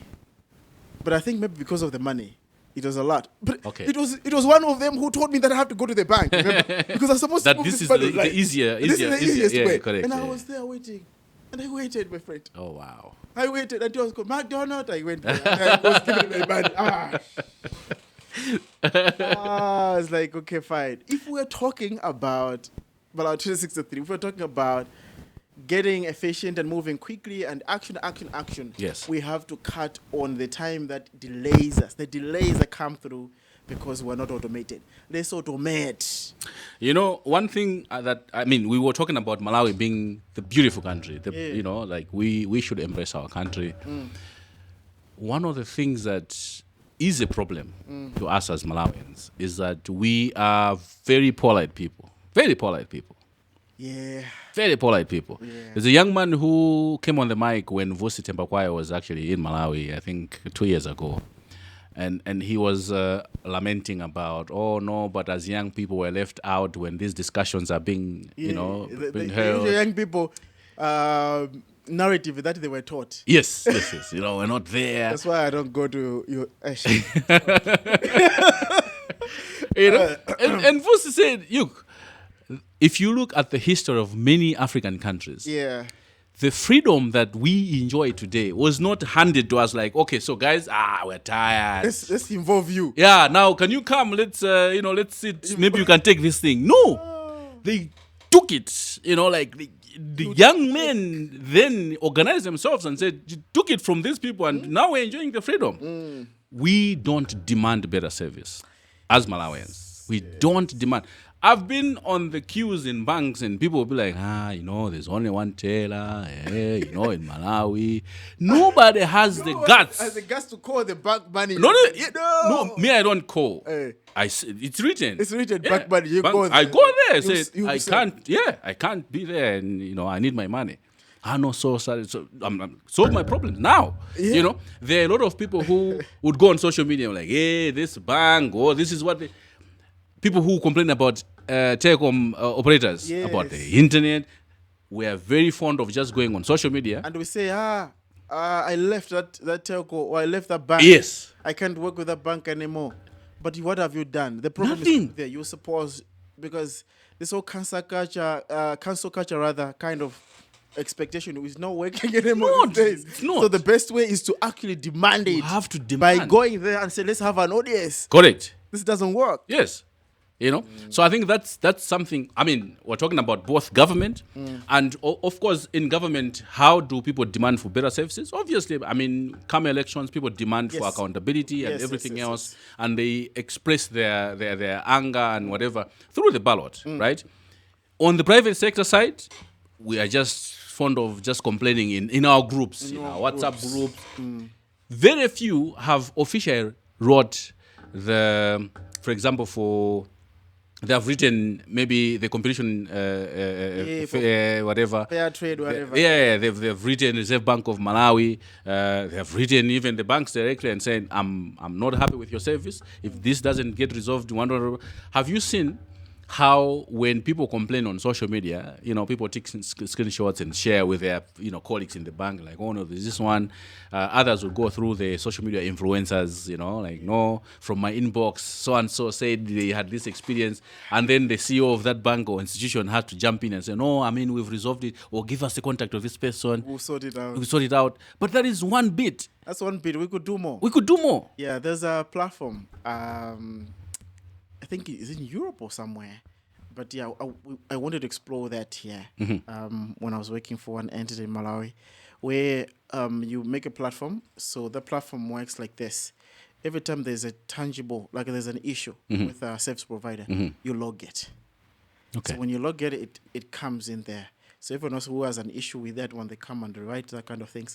And it's more consolidated than just social media. So it's one platform. I've always thought of doing it, but it's more of an organization kind of thing. It has to be an NGO or maybe an activist who has to do it. But I think Competition and Fair Trade would be interested with that. Yes, it's a platform that works. It works in other countries. I wanted to explore something like this in Malawi because I argued. So there's one that talks about medical. There's one that talks about justice and everything. So you go and you present your issues on a public forum. Okay. That is properly monitored by stakeholders. Oh. Yes. And people, when an issue has been presented, people are willing to put their faces there because this is a proper place. So if they don't help you in the bank, if they do something, if you're going to stay in the bank for 3 hours and you are told that, okay, fine, we can't even give you this service, come back tomorrow. If you go at a place and you spend the whole day and you have been insulted by professionals that are supposed to help you there, you go there and you narrate your issue, and people are able to take those issues. Oh, yeah, it's a proper one. Yeah, I think maybe we need something like that in Malawi. Yeah, so anyway, I think it wasn't wrong to introduce you as someone who also do consumer protection. Of course, no. I am a very big advocate. In fact, I've wrote. I've worked with the CFTC colleagues. Yeah, the Director General. Yeah. On a number of cases, there was a case where the schools, for example, so for kids that are writing exams, standard 8, for example, they would be. So the term is what, 3 months or 4 months. You'd find that the last term, because they are going to write their final exams, they'll be at school for 1 month. Yes. But the school demand the full school fees. Which is weird. Yeah. I've never understood that. Yeah. But who has ever... the money for? Exactly. Who has ever gone to the officials like the Competition and Fair Trade and said, no, but this is not normal. Nobody. Parents complain, people complain in groups. I took it with CFCT. Of course, we can talk about efficiencies also on the Competition and Fair Trade side. But the most important thing is that you have to be able to interface with these institutions. That's the thing. Yeah. And I think a proper structure is needed to do that. Yes. To make sure that maybe things can move quickly. So this is on the both on the government side, but also on the private sector. Yes. So that people can be held accountable. Yes. Institutions, processes can be interrogated. It's not about making people lose their jobs, but it's about activating the process. Correct. Where it is slipping, where things get slower, things can be activated in that process. Correct. So maybe you are involved in that advocacy. You could build it. I'll look for it. I'll send it over WhatsApp. No. It could be something that we can. Some of us can host it and make sure that it runs. Finance it because it's going to benefit not to monetize it, but let it benefit the general population. About everyone. So you're going to bring your case there. Yeah. You segment it properly, categorize it. People are able to document issues and people are able to comment it. It's almost like a social media, right? But it works around that. Okay. So you use it as a place where you use it for lobbying and the actual engagement with institutions. Because when you go to institutions and you're always complaining on a single case of some influencer who received a how many people actually know this influencer? Not everyone will actually be on social media. You see, these are life or death kind of situations. Correct. People are getting retreated in different places. Correct. I used the same model as well, but that's how I changed. I had gone to a certain hospital and the treatment there was pathetic, and I wrote on social media and people screenshot this and shared. In minutes I received phone calls. The whole management summoned me and said, no, sorry, we'll do better. It happens like that, but how many people have a voice like yours? Exactly. Right. So that's now I start telling people, no, this is the right way to do it. Document your case with the right institution, because I think at the end of the day, and this is the same conversation that we were having. I'll be honest with you. We were talking about retrospectively. The past 5 years also, the telecom services have been pathetic, very pathetic. Yep. Right. And the argument has always been that because we saw this in Zambia, a telecom was fined for offering poor services. Yes. So we said, our colleagues in Maka, why are you not? These guys? Yes. If you don't find them, they are going to just continue the status quo. And the argument is, oh no, but you didn't write us, so how do we know that people are actually suffering? You see. But in the Communications Act, you have monitoring tools of monitoring that quality of service. Check what is actually happening. Do you have to rely on people telling you, oh no, today in Zingwangwa, I couldn't make a phone call? You have the quality of service monitoring services or tools that should actually tell you before we report as consumers, right? No, now they started taking another angle. Oh no, of course, now at least we know, we know these things are happening, but we don't have the legal mandate to find them. So now, I didn't know. They actually, I know this story. So now the problem is the Minister of Justice, because the draft regulation of empowering MACRA to find the telcos when they are offering pathetic services is sitting at the Minister of Justice to sign off. So next time you have a problem with your phone not making phone calls and it's dropping and whatever, blame it on Minister of Justice, because not Macra. No, because Macra are saying no, but the document is there. We're still waiting. We can't push them also because that's. Yeah, but I think the advocacy too that collects these things and then it gives almost like a public outcry, position and strength to be able to start lobbying is needed now. Of course. Because what is happening is there's a lot of lack of this accountability. Yes. Which is what we pay people to do. No, I mean, but I think work. For me, it's going to be a tool for digital rights, advocates like what we see now. There are a lot of NGOs that are getting in the digital rights space, but they don't have evidence to argue their case. The because you can get two. Yes. You send them. What would that entity do? They'll just sort those two issues. Yes. But the system is not. It's still not. Yes.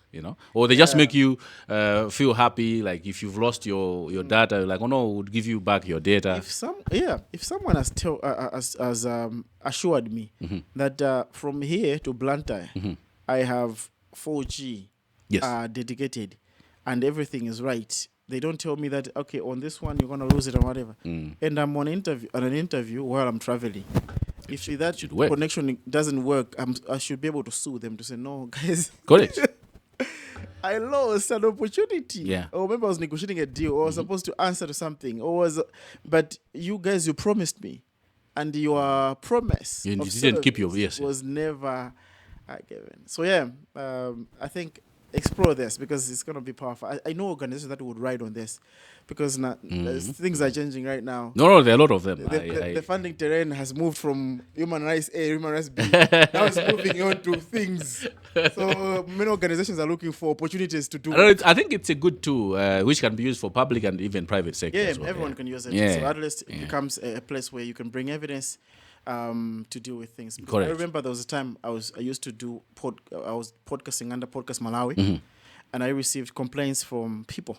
Okay. Yeah, from different places where they were like, okay, with the receipts, we've been abused by this colleague, and the colleague is of a good standing in it. I mean, those. The colleague, I don't want to hint, but the colleague is a very good businessman that people respect. And these are the things that, yes, they just want to bring awareness of some of these actions which can be dealt with. It's just an issue of making sure that there's a proper mechanism that is properly automated, that has people that are willing to work and lobby. So you have lobbyists that will be able to carry these things, and they'll bring them as agenda. There was a project that was being done by Palladium, right? I think so. They're called Traction. Okay. Traction. Palladium is in the health space, no? Yeah, but there was a Traction program. Okay. It's calling Traction. So they were calling issue-based programming. Okay. So they would look for issues around, and they will get issues that have been picked, and they will work on that issue until it's fixed. Okay. They go back in the space, look for issues, but the question is how you capture those issues. Right. Yeah. So we need to find a way of how we consolidate our grievance mechanisms. Yeah, that's true. Yeah, That's because sometimes I remember someone was as part of this campaign wrote to one of the entities, say, I wrote you a letter, but I was never responded to. That should not be a case. No. But the letter was written, but they never responded. That's bad. Yeah, that's bad. And it was like, but I wrote you a letter, and look what has happened now. Now you have to work with me. But you didn't respond to my letter. Right? So it's a very pathetic situation that these emails are never properly manned. Yeah. I don't know if there's a proper neutral way, because I keep on using the woman. No. You're using the right word. Okay, but but yeah, at the end of the day, it's very important that we find a way of just making sure that things work. So we're talking about speed, right? Speed. Yes. Is of this is automation. I think it drove us to this. Yes. Over to you. Continue. No, the automation. I think we are going to benefit. Dab. I mean, there was a Cashgate scandal. We know about it. Of course, there are two. The Cashgate scandal was a multidimensional, right? So from the IT perspective, we also from the technical perspective, we saw some of the things that were done wrong, like sharing the passwords to allow someone to approve payments or whatever, or going in the back end and approving some transactions. The systems have improved significantly from then to now, so much that if the government automates, the issues of corruption are going to actually significantly go down. Yeah. The issues of network issues at traffic, migration are going to significantly go down, I hope, because to some extent the network issues are man-made, right? It's always funny, right? Network is down. Yeah. You're like, okay, but I'm able to, I don't know which network is that. It's like the local network. Yes, their network. Our internal network. Okay, fine. Who supplies it? Okay, what is happening? Is it a dedicated one? Okay, why is it down? Why is mine not down? You have those questions. A lot of questions. But they're the same people who tell you, but just give me something. By tomorrow it will be ready. You can come and collect. How are you going to... Are you sure the network will be up by then? No, don't worry. You have it. You have it.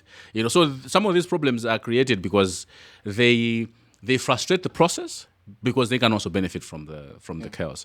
So, but if we automate and make sure that, and I think this is some of the things that are being discussed in the public forum, that a system is as good as its own users, right? Make sure that we don't leave people behind, because if you also do that, people sabotage systems. But get buy-in and make sure that people are trained and they understand that this is not to replace their work, but to make it more efficient, kind of a situation. For me, if we can get to that level, I think there's going to be a lot of traction in terms of, because now Africa, and maybe this is a wrong argument, but how do we participate in the artificial intelligence conversation when most of the data sets that is used to train the models is not really our data that we have on the ground? You know, we're not talking about the infrastructure, the compute space, and whatever. We're just talking about but organizing our data in electronic format, so that we're able to say this is a true representation of us. Exactly.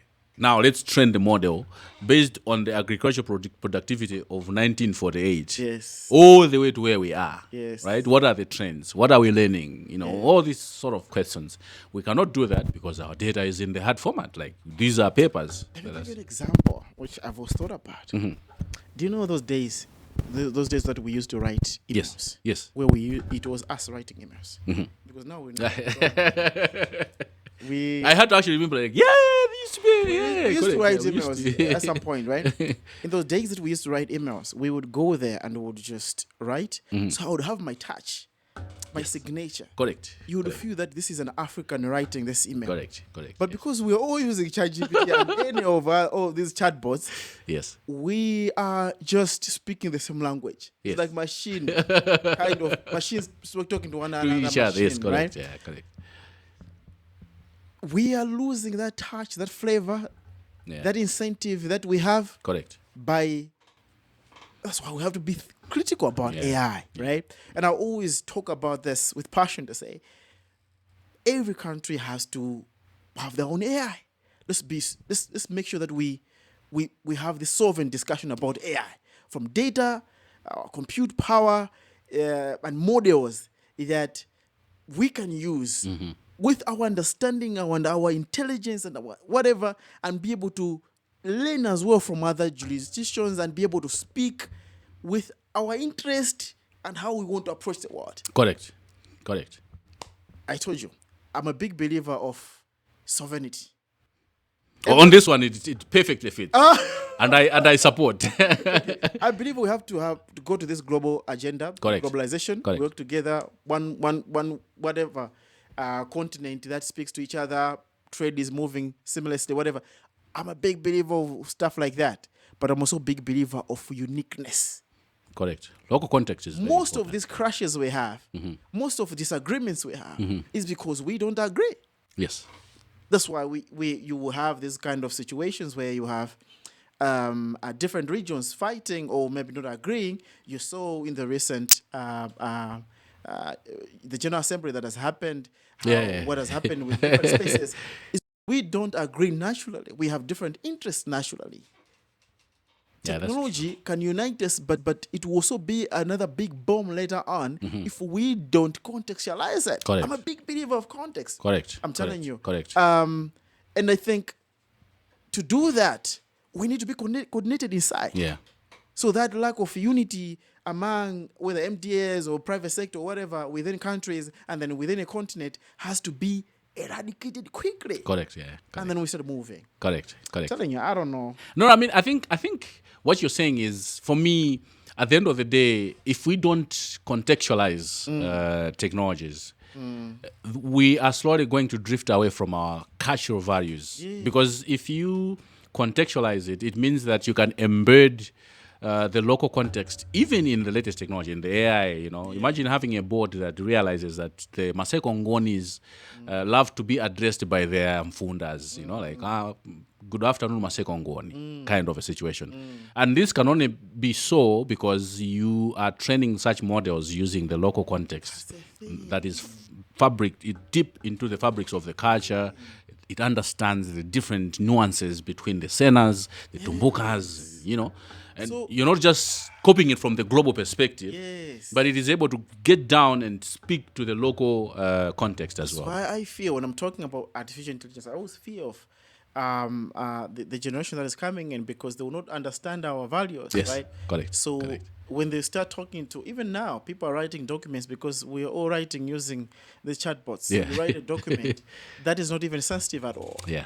And because of that, it's being sent and it's rude. Yeah. It's a rude document. Yeah. And you haven't even considered the elements that are deal breakers that you don't have to input in that kind of document. Yeah. But you could have known if that document, if the data you're using to write this was trained with the understanding of the context. So now we're speaking the same language. No, that's it's definitely. If we are to make strides, we we have to contextualize. I know there's a draft document being worked on now as a strategy. You see? We're looking forward to that. In person. Yes. Yeah. What document is that? The AI strategy. Yeah, of course. Yes. You know, that document has to come through. Yeah. It's going to help. But for me, this is my argument. I don't think it's right for startups, innovators, or even government to sit and wait for a document. No. That's not. I mean, if you look at in the Malawi context, there are a number of. I usually like to give the example of the Minister of Health during the COVID pandemic. Yeah, they were the first to use the artificial intelligence. Yes. Right. Yes. But there was no paper until today. We still have. Until today, you know, there's a paper being worked on, but people have used AI in many places. Yeah. So we can use the technology while waiting for the documents. Whether regulation aspect of it. We do have some models that are already in place. I know. Remember, there was a UNESCO document which was done on ethically using of artificial intelligence. But people are using artificial intelligence. In good practice, you know. Yeah. So, but we shouldn't. Waiting for the document is an excuse that we don't need to actually be throwing around. So action. Yes. Is key. Very Next 5 important. years is about action. Please, if we're gonna do, there are a lot of conferences. If you have noticed, I'm sure, and this is why access to information needs to be empowered by big data, right? An open government model, where I can query the government to say, give me the number of conferences held the last 5 years that just focused on drafting documentation and policies and everything. You're going to be shocked. Yeah, true. We're going to be shocked. True. And I would further prompt the question to say, okay, from these meetings, many meetings, can you give me top 5 actions that have come up from these conversations? You'll be shocked again. Yeah, I think we'll be shocked. Yeah, true. I think it's a valid point to start interrogating how even resources are used. Meetings are very important. They align us. But there's something I wanted to. I didn't pin it on my TikTok, but I saw it. Right, if I'm gonna find it, I'm gonna send it to the producer. So this guy went to Rome. So you know the Roman ruins. Yes. I think it was. Is it a temple or whatever? Or there was an arena, right? In Rome, right? Which is in ruins, but now people go and just see it as part of tourism and whatever. So he was there. And he was just looking at the things, admiring, and he was asking how many teams meetings were done for this to be completed so that we do this one. And then people kept on now putting different examples. How many Jira tickets were generated for this one to be done? How many project managers were here? How many developers were here? But it tells that in the past, where we didn't even have some of these things were being done. Things were being done, even in the absence of these kind of documentation or stuff like that. Things were being done. So the excuse of waiting for documentation and also maybe documentation limiting people because you just want to scare them. No. I don't agree with it. No. I'm telling you, when I'm in meetings, when it's a discussion about, okay, fine, so let's make sure we safeguard. I'm like, I hear you. Yeah. But I come from a place where we have to create, we have to compete globally. Yes. And you're telling me that the other country, they have like a quick sandbox, they have been able to move quickly. You don't have, and you're telling me I don't have to compete, and I'm losing business. No. This is not how you do it. You're going to lose people that are innovative. Anyway, so many things to talk about that. But let me just go quickly in a few questions I have. Okay. So we can close. Let's start with this. What's your perspective on regional integration? I know there's a AU did their own AI strategy, for instance. There's an AU digital whatever. And I know we reference them as part of our documents in the in countries. What would be a good model for Africa to be able to connect Africans when it comes to this? Because these disorganizations, disjoints in MDAs, they go up. Wow, yes, they they manifest at the regional level as well. Yes, so yes.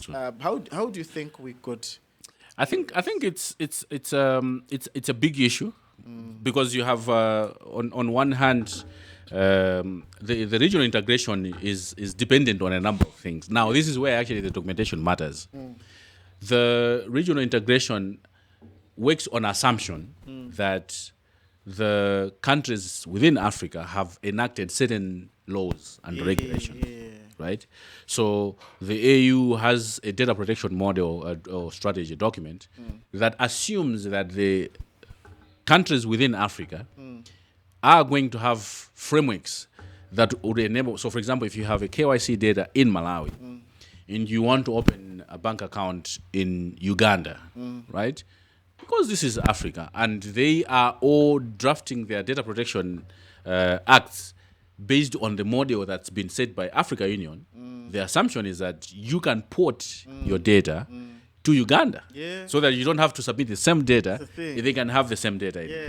But that's a wrong assumption. If you go on the ground, if you go on the ground, it's a different discussion. You find that maybe Uganda didn't implement yet the data protection, or they don't have the cybersecurity laws, and so that for the e-commerce or the regional integration becomes a tricky part because these are different jurisdictions and they have their own sovereignty, as you're putting it. And then the other big issue is there's an assumption. So you have issues like Marabo Convention on cybersecurity issues. You'd find that member countries have not ratified those kind of conventions. Now, the expectation is that if you're doing regional integration, you've understood each other to say, let's ratify this. Convention. Because so you are assuming everyone has signed to that document. You'd find that very few have signed. And so I think until we have these conversations at the regional level and our heads of state actually come to their senses and say, look, we have the Africa continental whatever trade, and we're saying, let's integrate at the regional level, but there are issues in the cybersecurity. You cannot do away with these things. The data protection issues are going to be very big.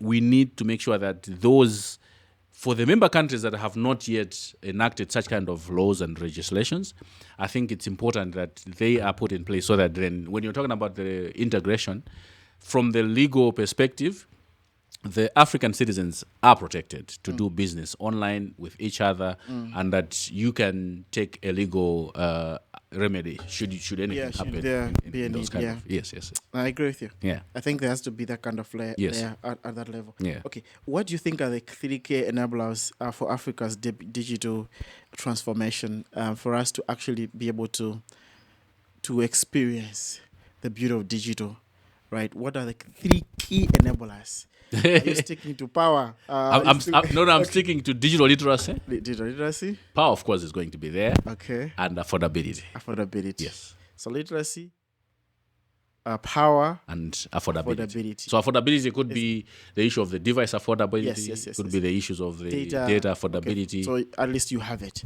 Correct. Now you have to learn it. Correct. But before all that, you're supposed to have power where you have to charge. Exactly. Those are strategic. Yes. Okay, cool. Yeah, no, I can't dispute that. I can't dispute that. The big thing with Africa, this thing that I'm passionate about building, is about talent. I believe Africa's talent, man. But one is our narrative. We don't know how to coin our narrative. India is very good at pointing that they are the hub of technology, and they have been able to do that. Yeah. So what happens is you just believe every Indian as if they are good at technology. Until you have your practical experience. It's like, no. It's not everybody. Yes. Right? Yes. But they have been able to be to build that kind of reputation. Yes. I think Africa, we need to make this a point. And for me, this is our contribution with High Africa podcast, but also with High Africa as a product, believing that Africa has talent, but that talent is not organized. So what is our task here? Our task here is we're trying so hard building systems, and we're building like a big system for Africa that we believe it will be able to help in how you're going to hire people in Africa and be able to do a couple of other activities and pay people in Africa, so you don't have all these problems. Everyone is worried about, okay, fine, you're paying me, but I can't be able to take that money because of X, Y, Z. We're trying to deal with this at a whatever scale. I think it's a larger scale to an extent, which is more organized. Okay. One of the big things that I know we're going to match is going to be regulation in different countries because, if you get USD, in most countries, they don't want the person to receive money in USD. They want the money to go through this so they get it in the equivalent of the amount of the country. That has its own benefits to the country, but it also has negative impact to people that are working in different spaces. That's why people are now resorting to the black market of the same, which is using different platforms and just selling each other on the same platforms, X, Y, Z. The reason I'm bringing this is I want you to reflect over the talent that is in Africa and why someone who has done, for instance, technology in Africa is the best you can get is just being in office and fixing laptops and fixing printers. Well, in other spaces, the same talent is highly respected.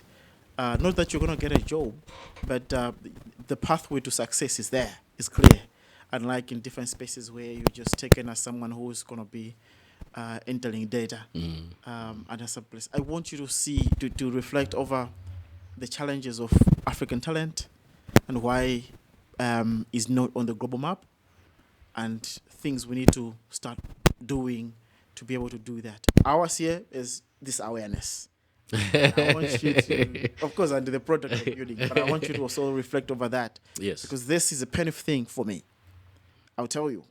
Personally, I find that it's difficult to have this, to position Africans, ourselves, when we are at the global stage. One, our confidence is defeated. From our own, within our own countries, we fight each other locally. We break our confidence locally by just fighting that we don't want to see someone who is more assertive, who can stand up and speak. If someone is able to stand up and speak, they're well articulated, they're able to explain things, they're hated because everyone wants to be in the mediocre stage. That's who we are. I don't know why. Yeah. And that's the only thing that I don't miss about being in Africa. Yeah. But when I've gone out, I find that I get motivated to be able to be more assertive, right? And one of my bosses now told me that, McDonald, confidence is everything. You can never excel if you don't up your confidence. Yeah, that's true. And we don't have that. And that's a big problem in Africa. That's why when we go in conferences, Africans, when there are people of different countries, now you have, of course, a few dominant ones, Kenya, Rwanda here and there. You have Nigeria, who are dominant in these meetings. If you talk about Southern Africa, maybe a bit of Zimbabwe, Malawi, Zambia, like, they're shy. And then you have now a situation where all of us, when we have gone now in the national space, now we are all white, waiting for other countries to speak. So I have all these things, but I want you to reflect over what are the challenges with African talent and what do we need to do to put it on the map and for us to also contribute in this global economy. No, I think it's a known fact that when Africans are well trained, they are hard workers and they are very smart people. But until you discover your talent, now that's I'm talking about at an individual level, and you try and pursue it with confidence, as you're putting it. Yeah. But also, community is everything, right? The issue of confidence can only be harnessed if you have a community that is willing to support you to build your confidence. Yeah. Even at a small, young age where you're coming up and you have all these ideas and you're trying to express yourself. One thing that our colleagues in the Western have done is that they are able to embrace your mistakes and say, no, actually pick on them. It's okay to make mistakes. We, on the other hand, don't tolerate mistakes, and we I think with that comes, mistake is gonna haunt you forever. Exactly, right? So perhaps it's something that, and I like the fact that now we have internet, because our forefathers did not have this global village of being able to, because now you can go on the internet and see how a young child in India is actually articulating themselves on a particular subject, right? Without you necessarily traveling to India, right? So that also, but again, it has to be an issue where everyone has access to the internet, even in the villages, so that when we're talking about helping people to build their confidence and build their skills in readiness for the global market, then they have learned even from the internet and build their confidence. But if you ask me, I have worked with many of the African individuals that are very great up until today. They have done work. In fact, I usually say this. One of the projects that we have done, we had done many years ago with one of the banks, and it was the first one that they had engaged a local Malawian or even an African company, right? That we delivered to the best of our ability, and they said, "But you know what you have done. Even in fact, we've been engaging people from India." But they have never done something like what you've done, right? So it means that there is talent in Malawi, there is talent in Africa. It hasn't just been exploited and given an opportunity to showcase their talent. But I usually say this, that Africans, when they're given a task, I think they execute it to the best of their knowledge. Better than other countries as well. You can argue on that one. And I think I know the resilience is there. Resilience is one of our biggest assets. I know people who, if they are told that, hey, maybe the boss is a bit angry and they have said something to them, they can quit on the same day. I know people who can still stay and be like, fine. I'm gonna fix on that. I'm gonna fix that. I'm gonna work on this. There's a strong mentality that comes through the struggle. Sometimes it's because you don't have any other option. Sometimes it's because you have been built by. You have grown through the fire. Correct. So whenever you meet a bit of a storm, you're like, okay, I've survived so many storms before, and this is nothing. So there's a lot of opportunity. I think we need to deal with the underlying issues. Correct. There's issues of power, access, and actual literacy. And enable people to start taking advantage of the moment and be able to be important as well in the space and be able to serve the global community. Do you know that there's a lot of work out there?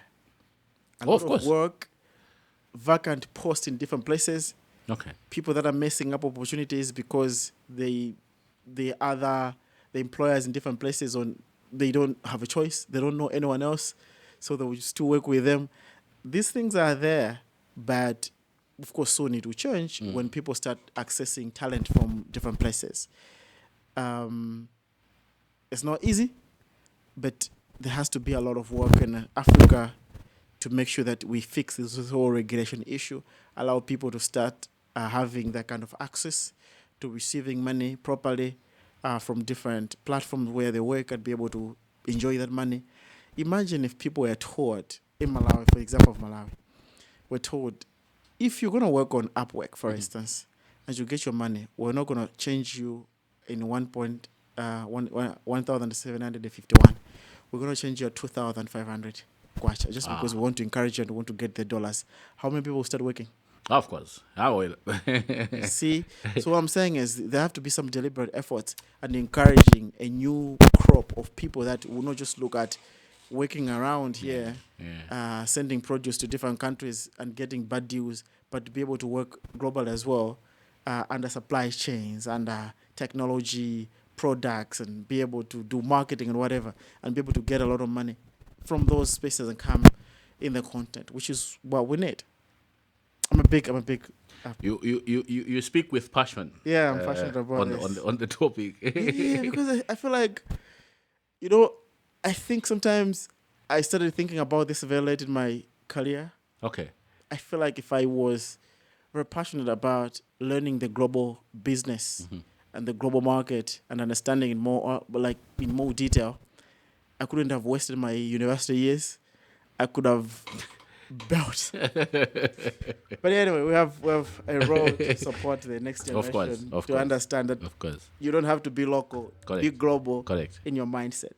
Anyway, let's close. A bunch of things here, but I don't want to go there. But a few questions maybe that I will use to close, which we can respond quickly, like issues like data sovereignty, one, cybersecurity, and the AI ethics are rising right now. And we've spoken about sovereignty a lot. We're talking about, of course, security. We haven't gone deeper, but it's a big subject because of all these data issues we're talking about and people going online. So security, cybersecurity is a big issue. AI ethics came through as part of the example you're putting on the AI. Where should Africa's voice be the loudest right now in these three things? Data sovereignty, cybersecurity, AI ethics. Maybe rank them. I think data sovereignty, in my view, would actually rank high in relation to pretty much everything that surrounds the data, because we have the data.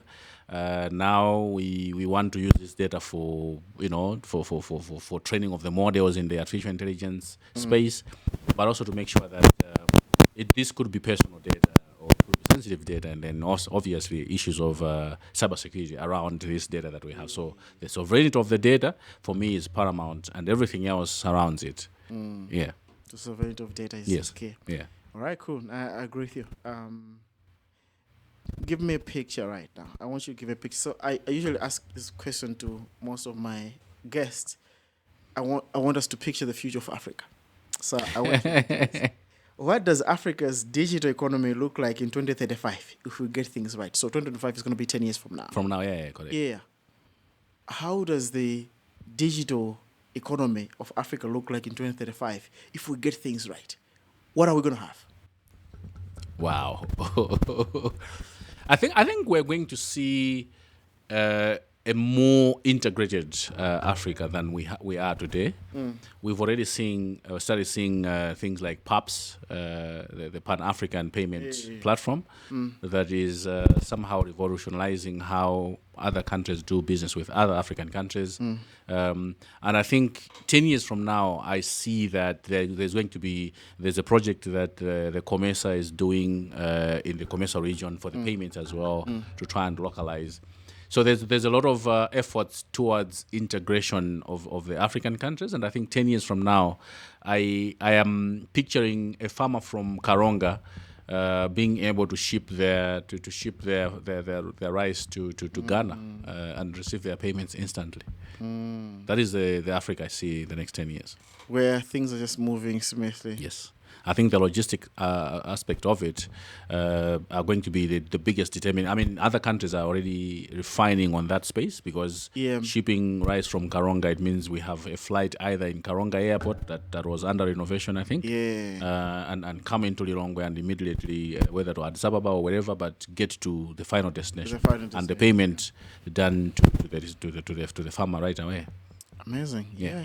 Yeah, and that's why I need you also to talk about blockchain there. Of course. We have to make sure that things can be shipped even before payment, whatever, because you can trust that you have done the payment, it's in the chain, and then you can ship and nothing happens to your product. Correct. A bunch of stuff. But I'm a big believer of how blockchain is going to be part of this conversation to support the Africa's sovereignty, but also growth. Correct. If we get things right.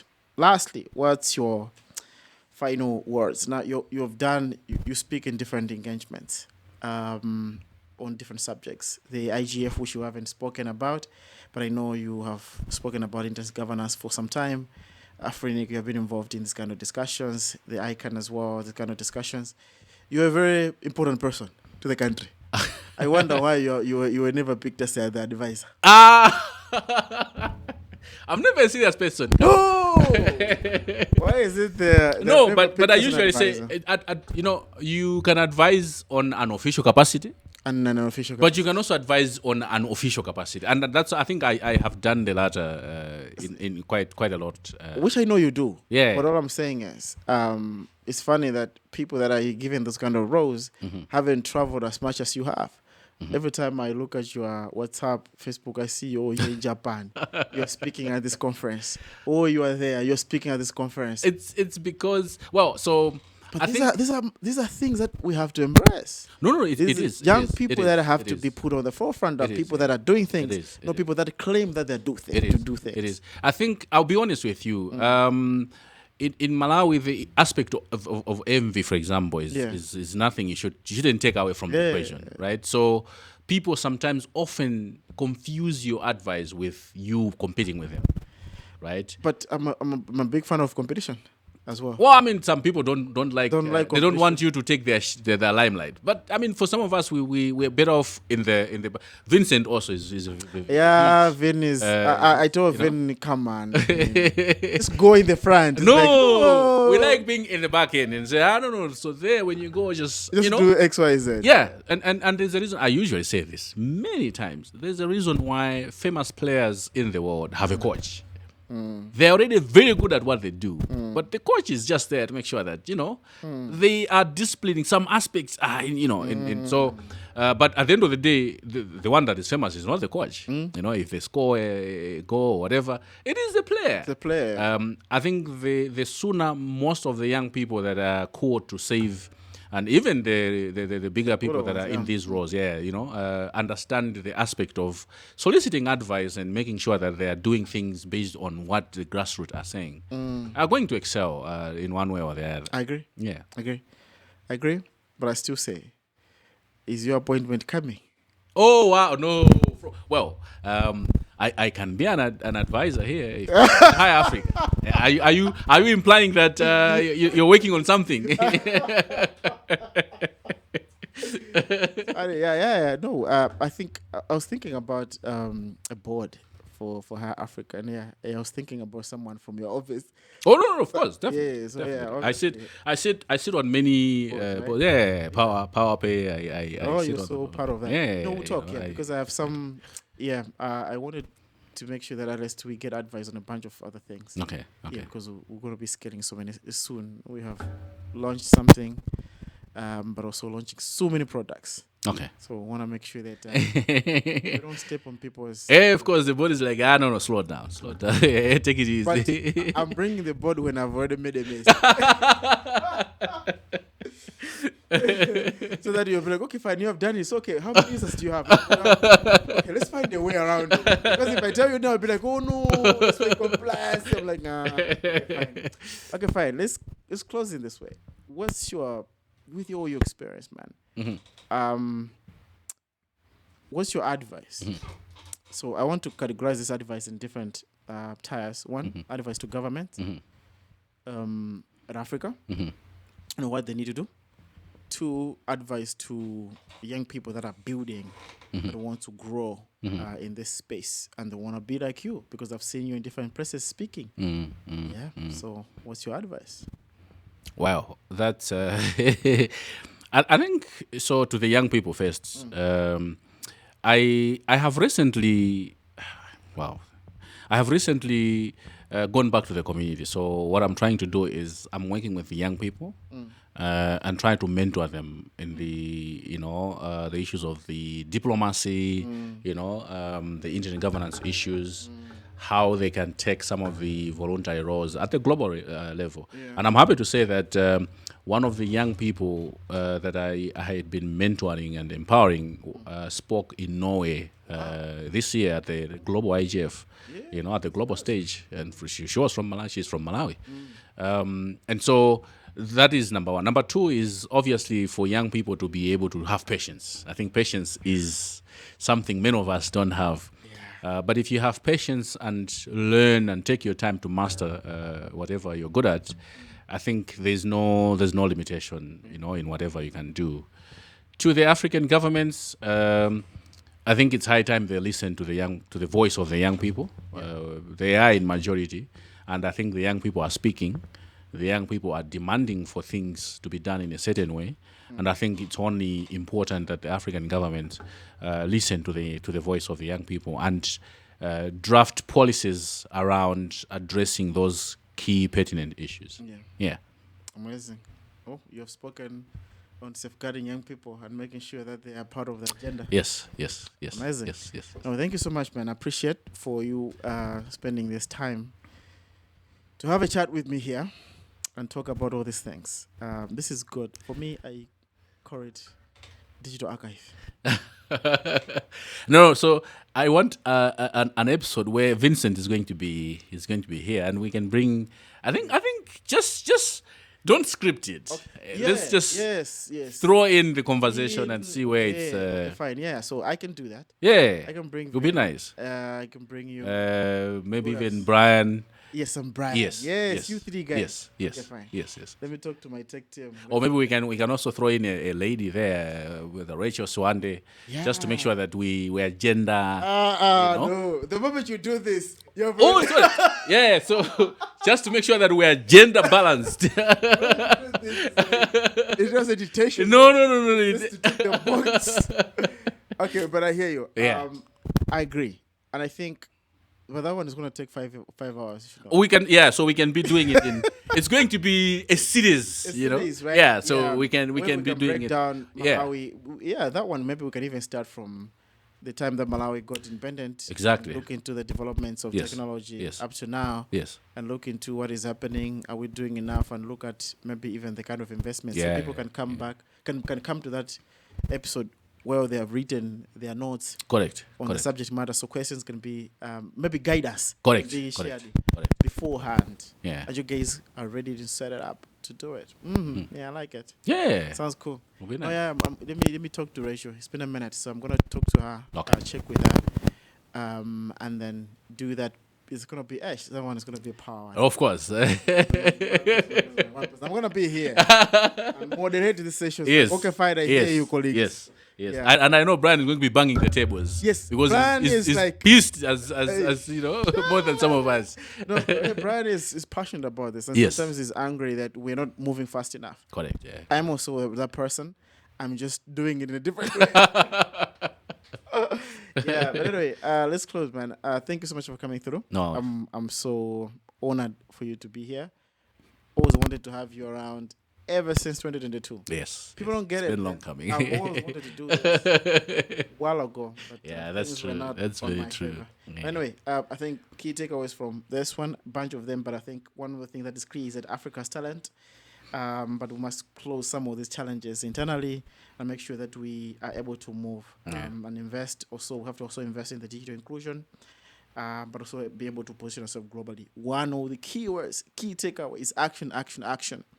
Action, paperwork follows. Yes. Let's make mistakes. Let's embrace the culture of making mistakes. Correct. Allow young people to be able to build, even old people to build platforms and learn from challenges and opportunities that are there and be able to grow. Yeah. This is amazing, man. Thank you so much. Thank you. And colleagues, this is the end of this episode. We don't do any dance or anything. Close it like that. Until next time, keep checking what we're doing at High Africa Podcast, but also High Africa. And always associated brands. There's a new platform that is there now. So check it out, nzunguko.com. We're trying to experiment something which is interesting. But also, we should be having the Doctors platform coming out very soon, this October month. And also the Handyman platform, October month, and a bunch of others. I think everything's going to come out this year. Everything's coming out this year. That's a lot of products. Yeah. The market in Africa is like you have to have beans, maize. Oh yeah, of course. Whatever. The actual market like scenario. Yes, correct. Whatever pigs. Yes. Double down. That's how it works. Yeah, that's true. That's until next time, we're back. Yeah, we have had so many delays and challenges, but now we're back, so we should be able to do this in a more coordinated, but also more periodically aligned without having these breaks. Yeah. So until next time, this is McDonald, and we are out.